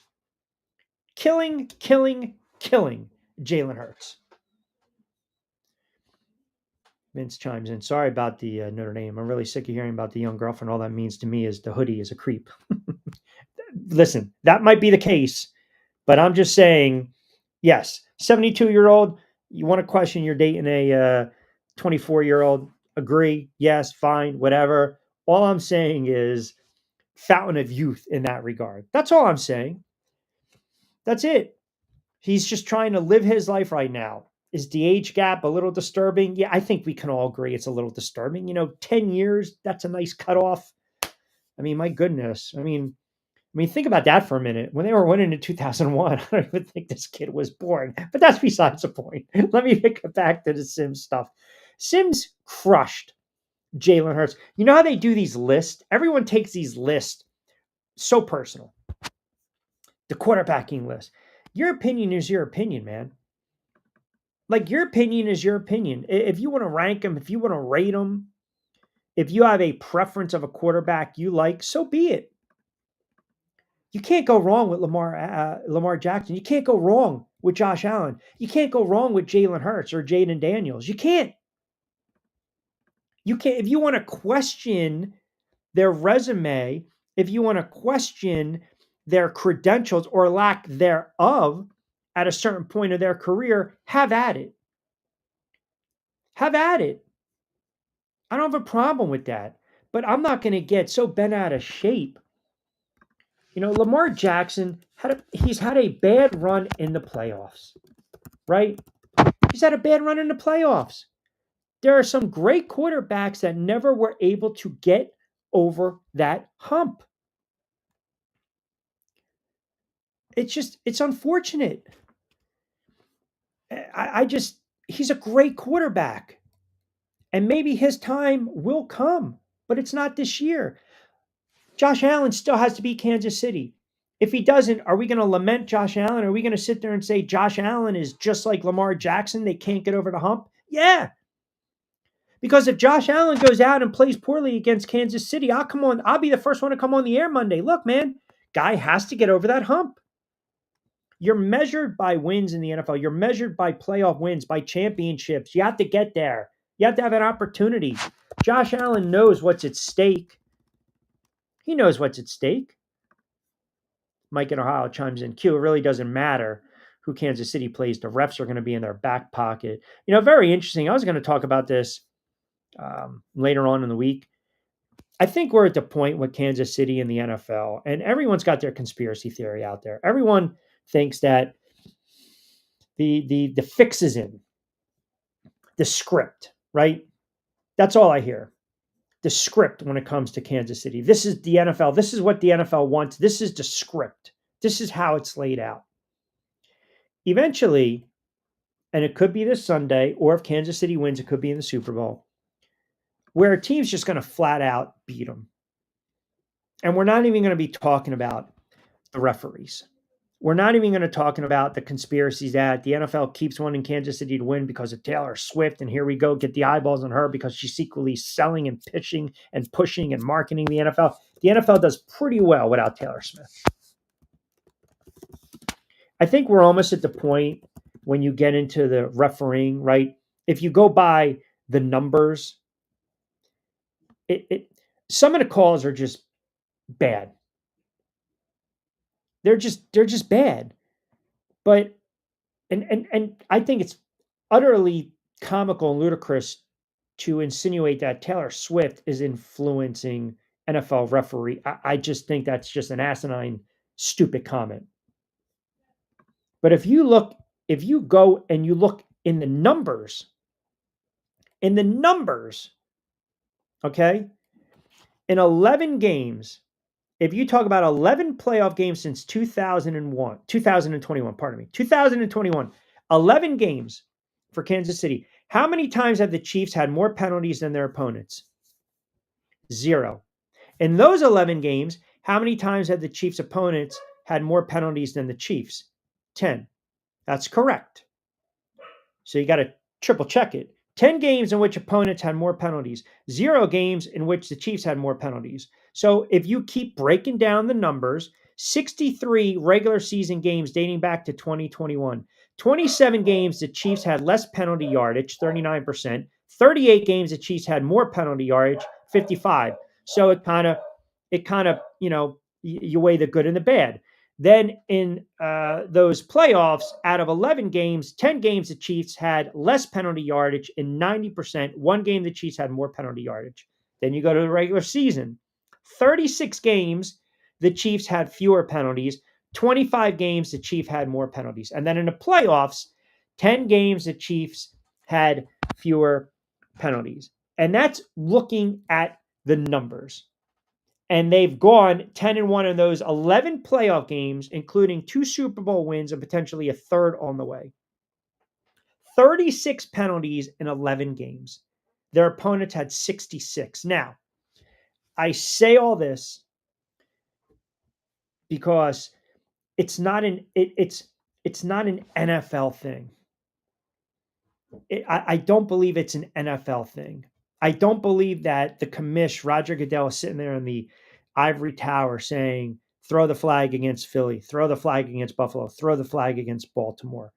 I think it's because now you've got a quarterback of the ages and Patrick Mahomes, and I think we're going a little too overboard. I blame the referees. I believe the referees should be judged. I believe the referees, if you are inconsistent, if some of these are very questionable, right? Questionable calls. And I'm not making Kiki anything. It's almost time for her to eat. She knows the truth. The NFL script writers have written. No, come on, Trevor. Worry about Washington on Sunday. I don't look at a game and just say, they're getting all the calls. I just don't. I think it's also the players. Kelsey's going to draw the flag. Mahomes is going to draw the flag. Allen's going to draw the flag. Jackson's going to draw the flag. Jalen Hurts. I just think we've seen at the most critical junctures of some of these games where, oh my God, I can't believe they threw the flag. I can't believe they picked up the flag. The NFL needs to do a better job with some of these refereeing and officiating crews. And I don't understand, why do you defer to New York? Or why don't you defer to New York more? If it's, the player's under review and it takes 30 seconds, then all of a sudden I'm going to raise an eyebrow. That's the problem I have. So you have 30 more penalties and nearly 225 more penalty yards against the Chiefs' opponents. That's a lot. That's why we come up, as Trevor did, that's why we have these arguments. That's why people believe the NFL is fixed. I just think it's shoddy officiating. I've seen enough games and covered enough games in my life where I've questioned some calls, and these are, again, these are, games where you got bad teams. It's just piss poor officiating. No. I will get you a Daniels jersey down the DMV. What size are you a youth medium? For me?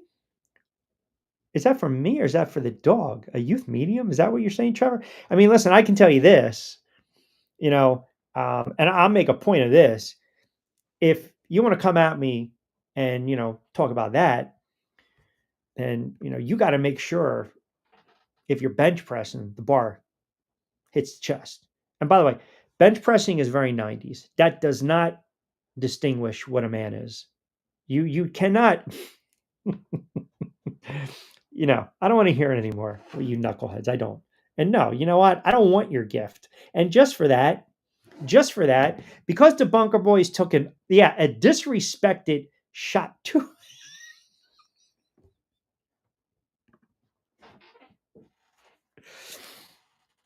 two Utes. Now, Kiki gets a small. So we went outside this morning. It's obnoxiously cold outside. That dog took 5 steps outside and basically gave me the no. It was almost like what the frig Friday edition of the drive, and decided to make a beeline and come right back in. It's obnoxiously cold. And no, I appreciate it. But you can keep your Daniels jersey. Listen, you might want to buy yourself one because you might be crying when it comes Sunday. Because now what's happening is the Eagles fan, and I knew this was going to happen. It's only a friggin' Tuesday. The Eagles fans are trying to get a little cocky. And they want to turn around and they want to draw first blood. They want to take the first shot. That's fine. I'll take the high road. That's fine. Giants stink.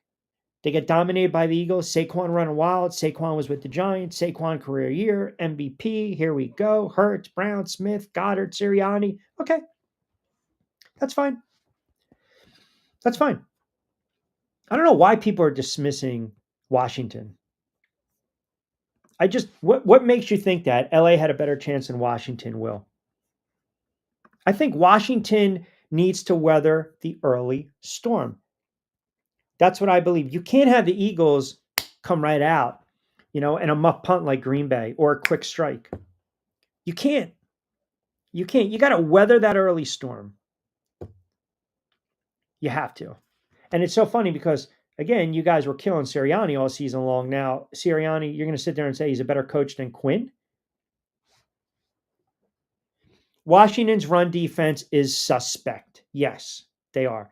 But they can also move the ball. I think Washington's offense is better than the Rams' offense, to be honest with you.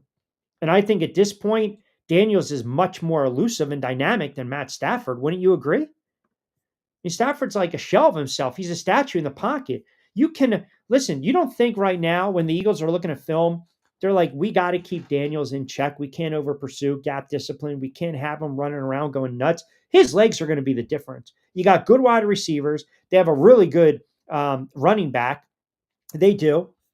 Oh, by the way, you got a tight end that has familiarity with the Philadelphia Eagles. He would love to come back and stick it to his old team. Don't sleep on Washington. Don't. They put up 23 on the road in a hostile environment against Tampa Bay and then went in Detroit and put up 45. And don't sit there and tell me, well, Detroit's defense was bad. They weren't. They were good defense. Then they got hit with all the injuries. So you got to be fair here. Daniels is playing above and beyond. They've got Robinson. They got Eckler. They can run the football. They got Brown. They got McLaren. They got weapons. They got Ertz. Robinson's a hell of a running back. I think it's going to be a good game. I think it's going to be a tougher game. I do. I really do. And I think Daniels could be the difference in this one. Look, if Washington knows going in their run defense is suspect, they're going to stack the box and say, okay, Jalen Hurts, we got to make a play. You got to make a play. And I think Washington definitely has the better quarterback at the moment. Absolutely. Absolutely. See, you guys are not giving enough credit to Washington. You're just not. They are better. Are you kidding me? Washington, the Rams aren't going to Detroit and putting up those points. The Washington offense is explosive because of the quarterback. Stafford is not dynamic. He's a statue. There's no threat of him running. You don't need to put a spy on Stafford. You need to put a spy on Daniels, which opens up the playbook. The Washington offense is much more explosive. They're going to put up points against the Eagles. I'm telling you this right now. They're going to put up points. That game is going to be a close game heading into the third and fourth quarter. I don't see Philly blowing them out unless the seas part early on for Saquon. And he's got 75 yards in the first quarter, and he's averaging 7-8 yards. If the Eagles go away from the run, and if they lose, then fire Sirianni on the spot. They should try to run the football. And you've got now a quarterback that has been compromised in Jalen Hurts. You don't know how healthy Jalen Hurts is right now. You don't. They were being very coy about that injury and how he landed awkwardly. So that might be an issue. All I'm saying is there's a reason Washington's in this spot. That's all. There's a reason Washington's in this spot. No one gave him a puncher's chance to beat Detroit. Nobody did. We thought maybe it would have been somewhat of a close game, but for them to they blew out the Lions. Seriously. They blew out the Lions, and they've been putting up points. The Titans, the Saints. Hell, they put up 36 against Philly. They put up 36, 30 against the Falcons. I mean, they can score. I think it's going to be a very good NFC Championship game. I do. The line's sitting right now at 6, and I think it might close right around 5.5. I don't see the line dipping to 5. Now the Kansas City game, and I believe I mentioned to you guys yesterday the officiating crews as well. And I'll see if I can pull it up for you. So this is for the NFC Championship game. Is it Hercules crew? All right, so. All right, I mentioned it yesterday. Here you go. So Eagles fans, you will like. So the NFL has revealed. What the hell? I don't want to see this stupid. I don't want to see this. The NFL has revealed the referees for the AFC and the NFC Championship game. Eagles fans, you're going to be ecstatic.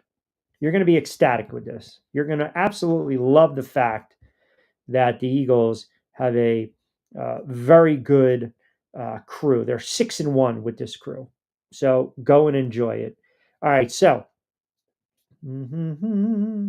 Sean Hercules is going to officiate the NFC Championship game between Washington and Philly. Clete Blakeman's going to referee the AFC title game between Kansas City and Buffalo.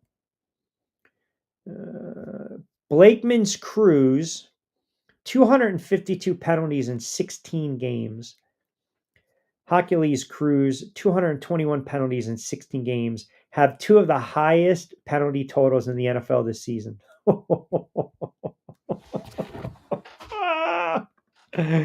Oh my goodness.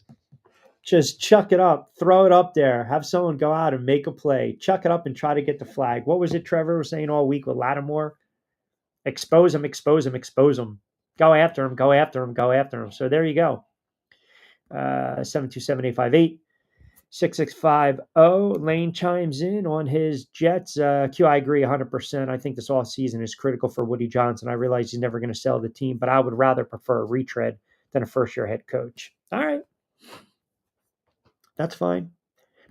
Did you see that? I guess somebody asked, or it was brought up, and I don't know if maybe Devontae Adams does a spot with Kay Adams. It might have been brought up on her show, so I want to give credit about where he would, possible landing spots. And I think it was brought up Washington, right? Wow. So here you go. He compared Jaden Daniels to a $220 million quarterback. It's high praise, man. That is high praise. I mean, are we on the cups? So, let's do this. Stop with the script nonsense. Stop. See, the script writers have spoken. Bird Super Bowl. Lord have mercy on New Orleans. Stop. I mean, I can sit there and say that Corey Clement was out of bounds, so just knock it off, Trevor. Get out of here with that nonsense. Jerry chimes in. They can limit Barkley. I think Commanders can win. That's going to be one of the keys. So if Jaden Daniels goes on the road, okay? If Jaden Daniels goes on the road and wins an NFC Championship game, and that would be ridiculous. In New Orleans, are you kidding me? Bills Mafia and the Beagles fans, they'd probably be out and about getting in trouble early. If Daniels goes on the road and Washington beats the Eagles, rookie quarterback on the road, NFC Championship. I mean, does it complete arguably the greatest rookie season by a quarterback ever? We gave you the names yesterday. Brock Purdy, Ben Roethlisberger, Flacco. Remember the Sanchez? Mark Sanchez with the Jets. Jaden Daniels. And then the other obscure quarterback that we mentioned was Sean King back in 1999. A rookie quarterback taking a team to the NFC Championship or an AFC Championship. It's remarkable. It is. And I'm not going to pat myself on the back because I've gotten a lot wrong. But I told you this team had the right head coach. They got rid of some players. They brought in new ownership and they drafted the right kid. They were going to make the playoffs. Now, did I think this kid was going to play at the level that he's been playing at? No. Absolutely not. I don't think any of us saw this coming. Even Costco mentioned it. You know, he watched a kid in college, but what he's doing is remarkable. And the fact that, see, the other thing that no one is talking about is that Quinn is going to be aggressive in this game too. He's already shown you against Tampa and Detroit, he's entrusted his young quarterback on the road on fourth down in big spots. That's huge. That's huge. Yeah, that's a trend. No rookie has made it to a Super Bowl. Yeah, Marino's second year in 85. That is a trend. It's tough. I mean, that's why there's only 6 that have gone to a conference championship. I mean, everything's got to break right. Everything has to break right. And you can also make the case that, you know, with Sanchez, right, back-to-back years as a rookie in 2010, then he took him back a year later. And if you recall, if you go back to that, was it the first one? I think it was that first game. 2010, the Jets were 11-5.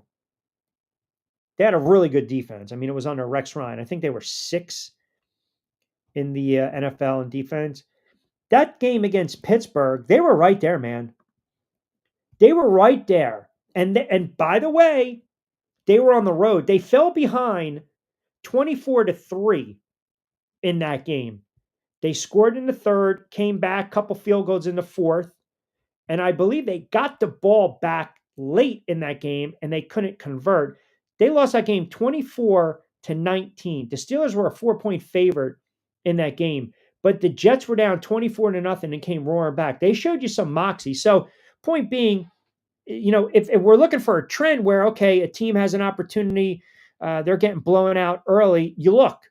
You know, the next season, they were not a very good football team the next season, but prior to, so that was the second, I believe. Yeah, that had to be the second because wasn't it, what year was it? 2000. Yeah, 2009, they were a wild card and they just got outclassed by the Colts. But they went on the road. They beat Marvin Lewis in Cincinnati. They beat the Chargers, and then they had to go on the road to beat the Colts. See, that's another thing. You're looking at Jaden Daniels in Washington going on the road 3 straight times. That's tough. A lot you would say is up against Washington right now. I don't believe it's the same case with Buffalo. I don't believe Buffalo is. I don't think Buffalo really cares that they have to go to Kansas City. I just don't. I think they feel they can go in there, and I think they want to go into Kansas City.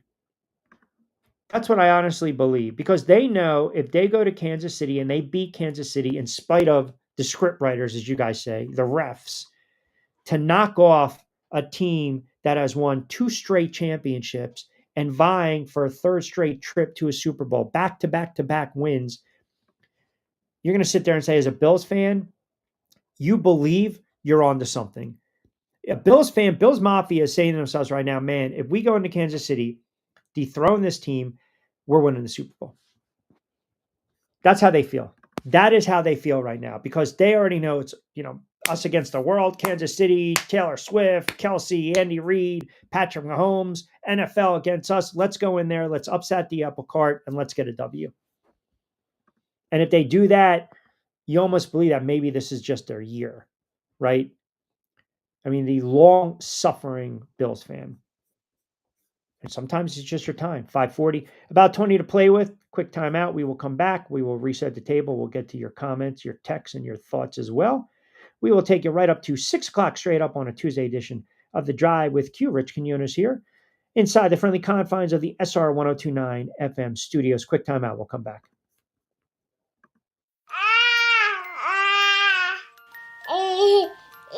To some people, the sound of a baby babbling doesn't mean much. But that's not necessarily true. By 6 months, they're combining vowels and consonants. By 9 months, they're trying out different kinds of sounds. And by 12 months, their babbling is beginning to take on some meaning. especially if there's no babbling at all. Little to no babbling by 12 months or later is just one of the possible signs of autism in children. Early screening and intervention can make a lifetime of difference and unlock a world of possibilities. Take the first step at autismspeaks.org.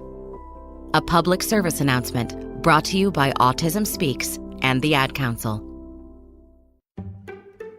The following is made possible by Dad. Why was the basketball court all wet? Because the players kept dribbling all over it. The dad joke.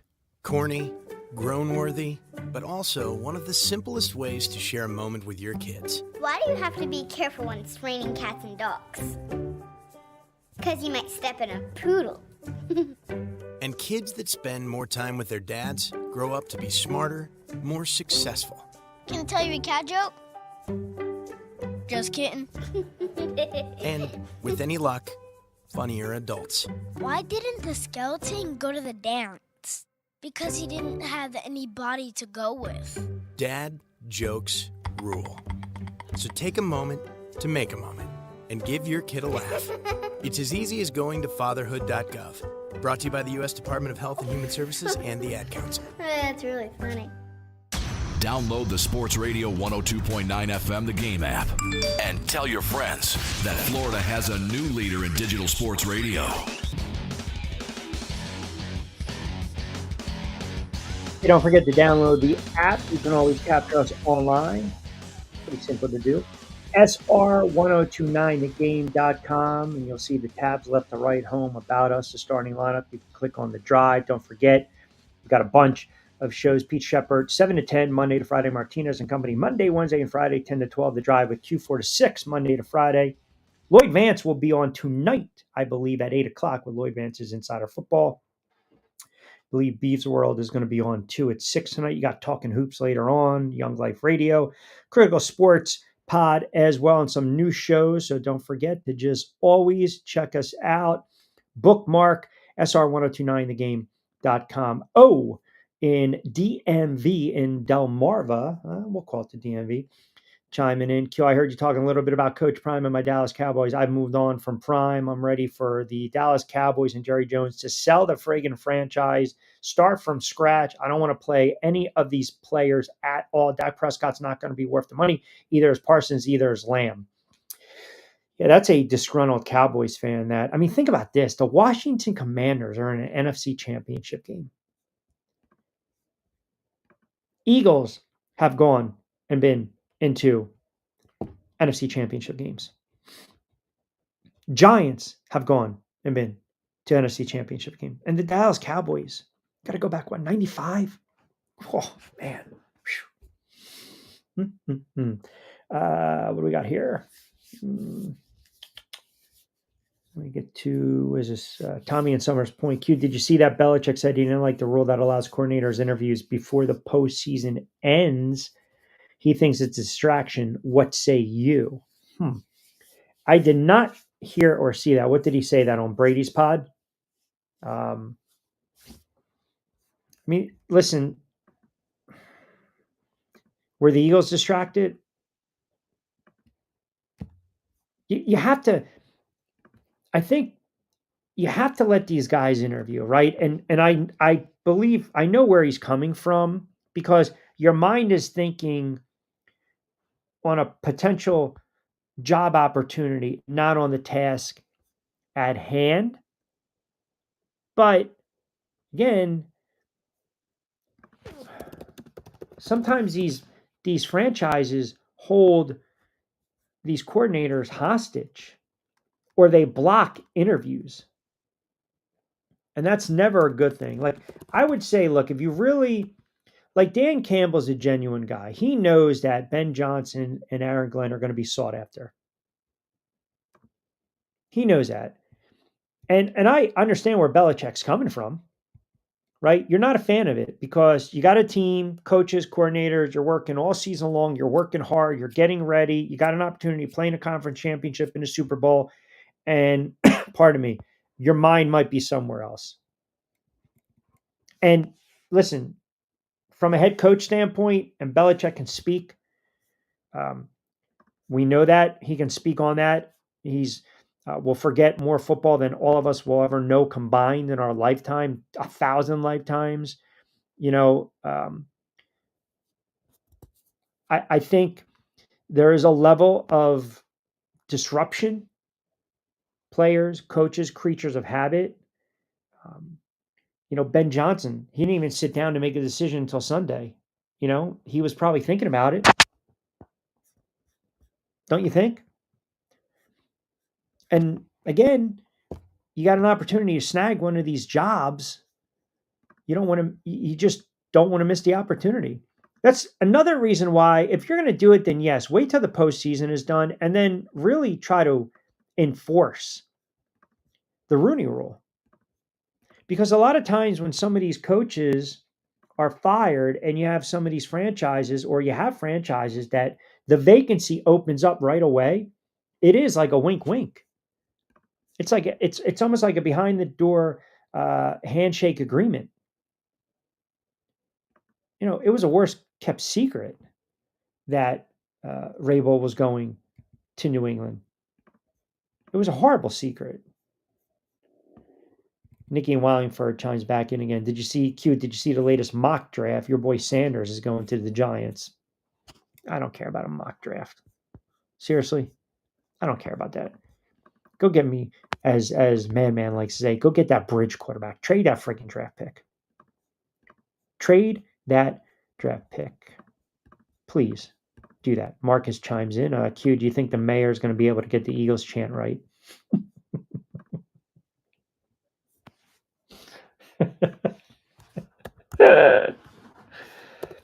Oh, man.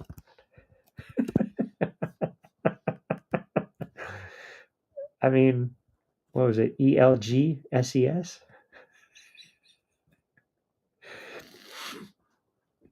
They have to have shirts, don't they? I'm sure they have to have a shirt. I would imagine Barstool probably came up with a shirt. If you trade for a coach, are you in breach of the Rooney Rule? No, because you're trading it. You're almost treating it like a player trade, right?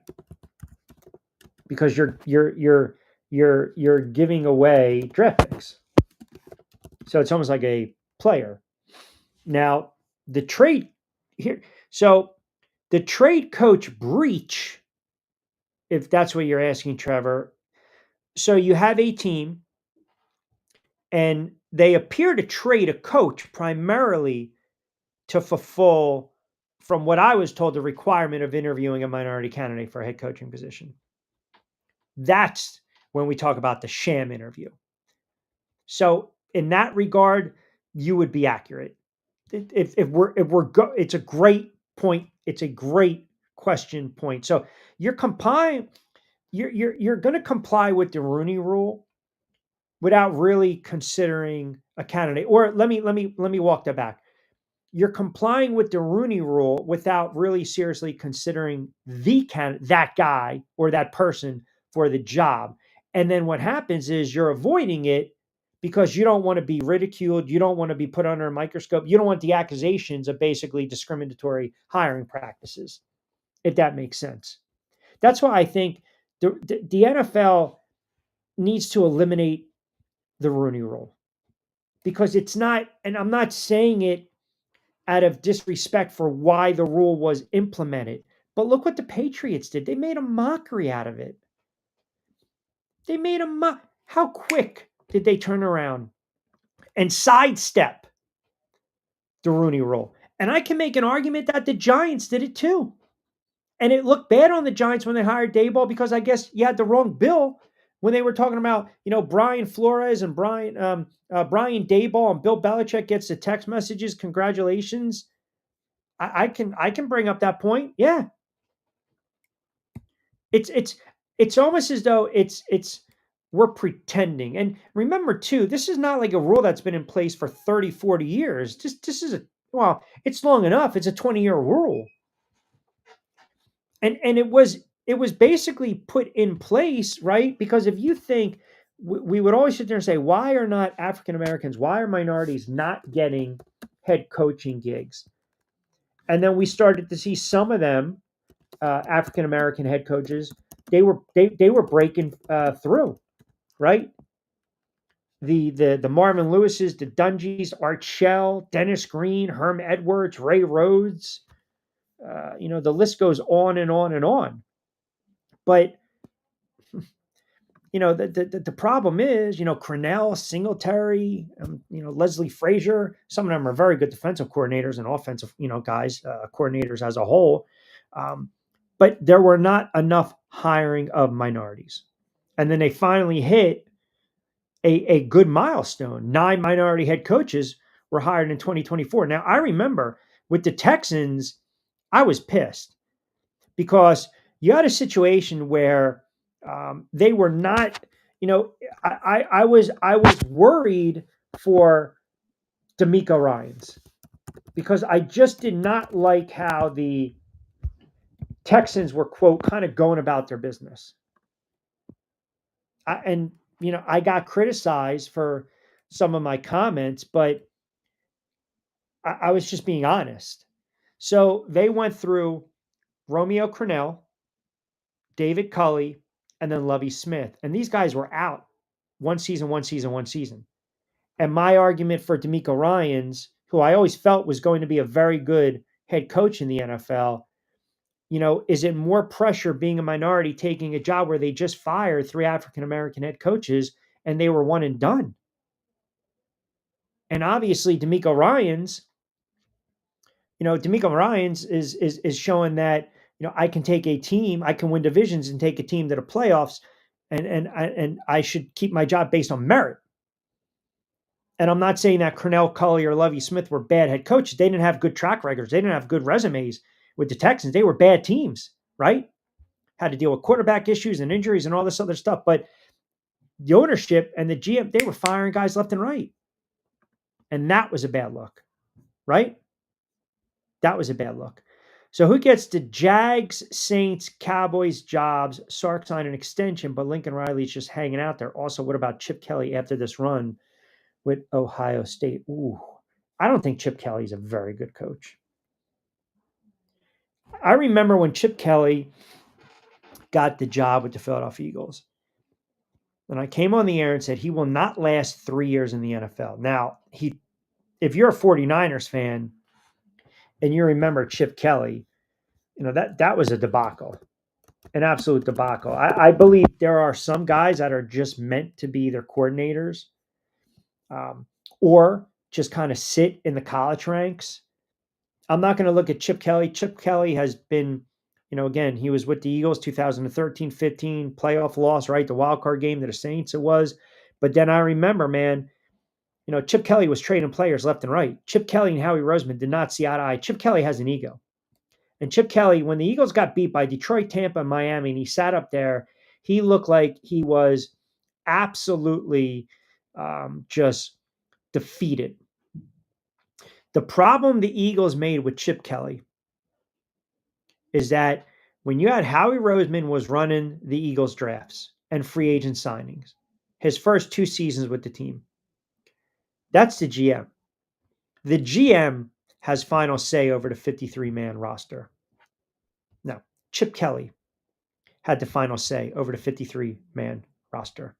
Now, Andy Reid had the power, the title, de facto GM, head coach for most of his tenure. And Chip Kelly came on the scene, quack, quack, quack. They were 4-12. They went to 10-6. They won the title. Here we go. They lost to New Orleans. Second season, 10-6. They had some injuries. And they didn't make the playoffs. Then, if you remember, that's when Jeffrey Lurie came out and talked about, Chip Kelly would have total command, autonomy over the roster. And that's where everything just blew up. It just blew. Remember, he traded McCoy? Who was the linebacker?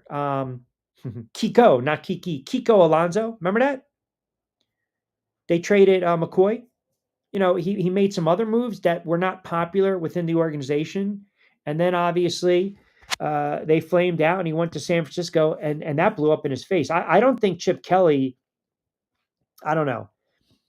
And I tend to agree. I think he likes just being that coordinator. Sark, Lincoln Riley, I don't know. The Jags job scares me because of the owner. It does. I mean, at least, Jerry Jones, he's going to meddle. And we all thought Jerry Jones was going to get rid of McCarthy after so many years. And to Jerry Jones's credit, too loyal and maybe too patient or indifferent. Jacksonville, I don't know if I want to deal with. I don't know if I want to deal with Balky or Shad Khan. I don't know if it's a desirable destination. Plus, look, we don't even know what's going to go on with Trevor Lawrence. I mean, would Mike McCarthy take the Jags job because he believes that Trevor Lawrence is a franchise quarterback? I mean, think about this. We already know Ben Johnson, right? Forget about Belichick. We know you've got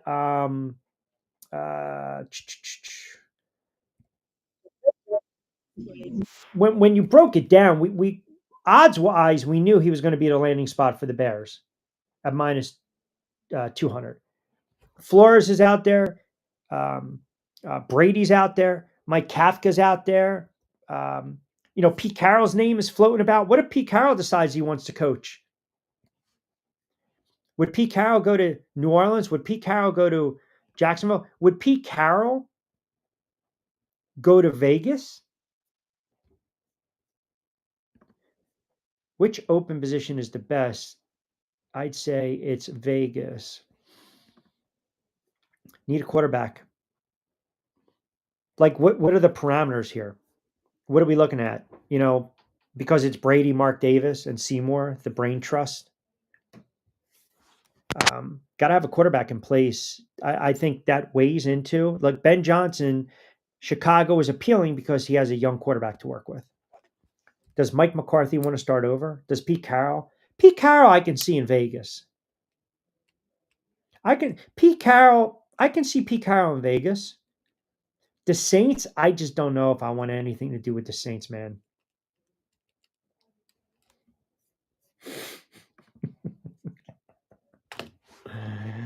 All right, as we start to round it out on a Tuesday. I mean, I'll just leave that up there for the audience.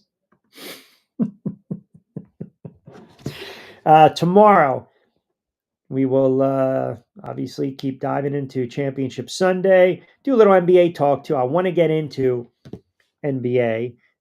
Yes, cap space, ownership willing to spend. You're talking about Vegas? Yeah, Mark Davis is going to open up the checkbook. That's why I think Pete Carroll. I think that would be a fascinating fit. Him, Tom Brady, here you go. They can talk about the Super Bowl. Brady can be like, how come you didn't hand it off? Or thank you for not handing it off and trying to do a slant there with Russell Wilson and whatnot. And Pete Carroll is a spry guy. I don't care how old he is. He's a spry guy. He's got a lot of energy. But give me a quarterback. Like, look at these spots. They need certain quarterbacks. I don't know. Pete Carroll in Jacksonville. Who knows? That's why the NFL offseason is fascinating. That's why, to me, the NFL, 24/7, 365. Because there's always something. I didn't even get in to the Watson situation. We'll touch on that tomorrow with his contract and the talk going on in Cleveland. There's another team, again, with a quarterback or lack thereof and some issues. All right, got to start closing out. Jay's coming up next. Keep it locked in. Check out his show. And then you got Lloyd Vance coming up at 8. Him and Kevin do a great job. Lloyd Vance is Insider Football on Sports Radio 102.9 FM The Game. Angel will be back in the saddle, hopefully with me tomorrow. Appreciate him behind the glass. He's been very busy today, and we always appreciate his efforts. Download the app. You can follow me on social media at RichQ on IG, on Twitter or X, and Facebook. Also, the YouTube channel, Rich Q on Q, or just Google Rich Quinones. Good stuff from Nick Costco. Appreciate him jumping on board. We'll put this up on demand. Also, audio version available on SR1029FMthegame.com. Appreciate you guys, as always, chiming in, sitting with us for 2 hours. It's greatly appreciated. Always love the comments, the banner, and the back and forth. Have a good Sports Tuesday. We will be back in the saddle on a Wednesday. A lot of NFL. We'll mix in a little NBA. Reese Wood's going to join us. We'll talk a little international hoops in the 5 o'clock hour. I'll give you some hardwood picks. I promise I will make up for some of my bad basketball plays last week. I will try to make amends. But as always, keep it locked in. We got some good shows coming up. Jay's coming up. Lloyd Vance is coming up. Do not go anywhere on this Tuesday. As always, be safe, be sound. I'm Rich Quinones. We will talk to you tomorrow from 4 to 6 with The Drive. Until then, hasta luego, buen día.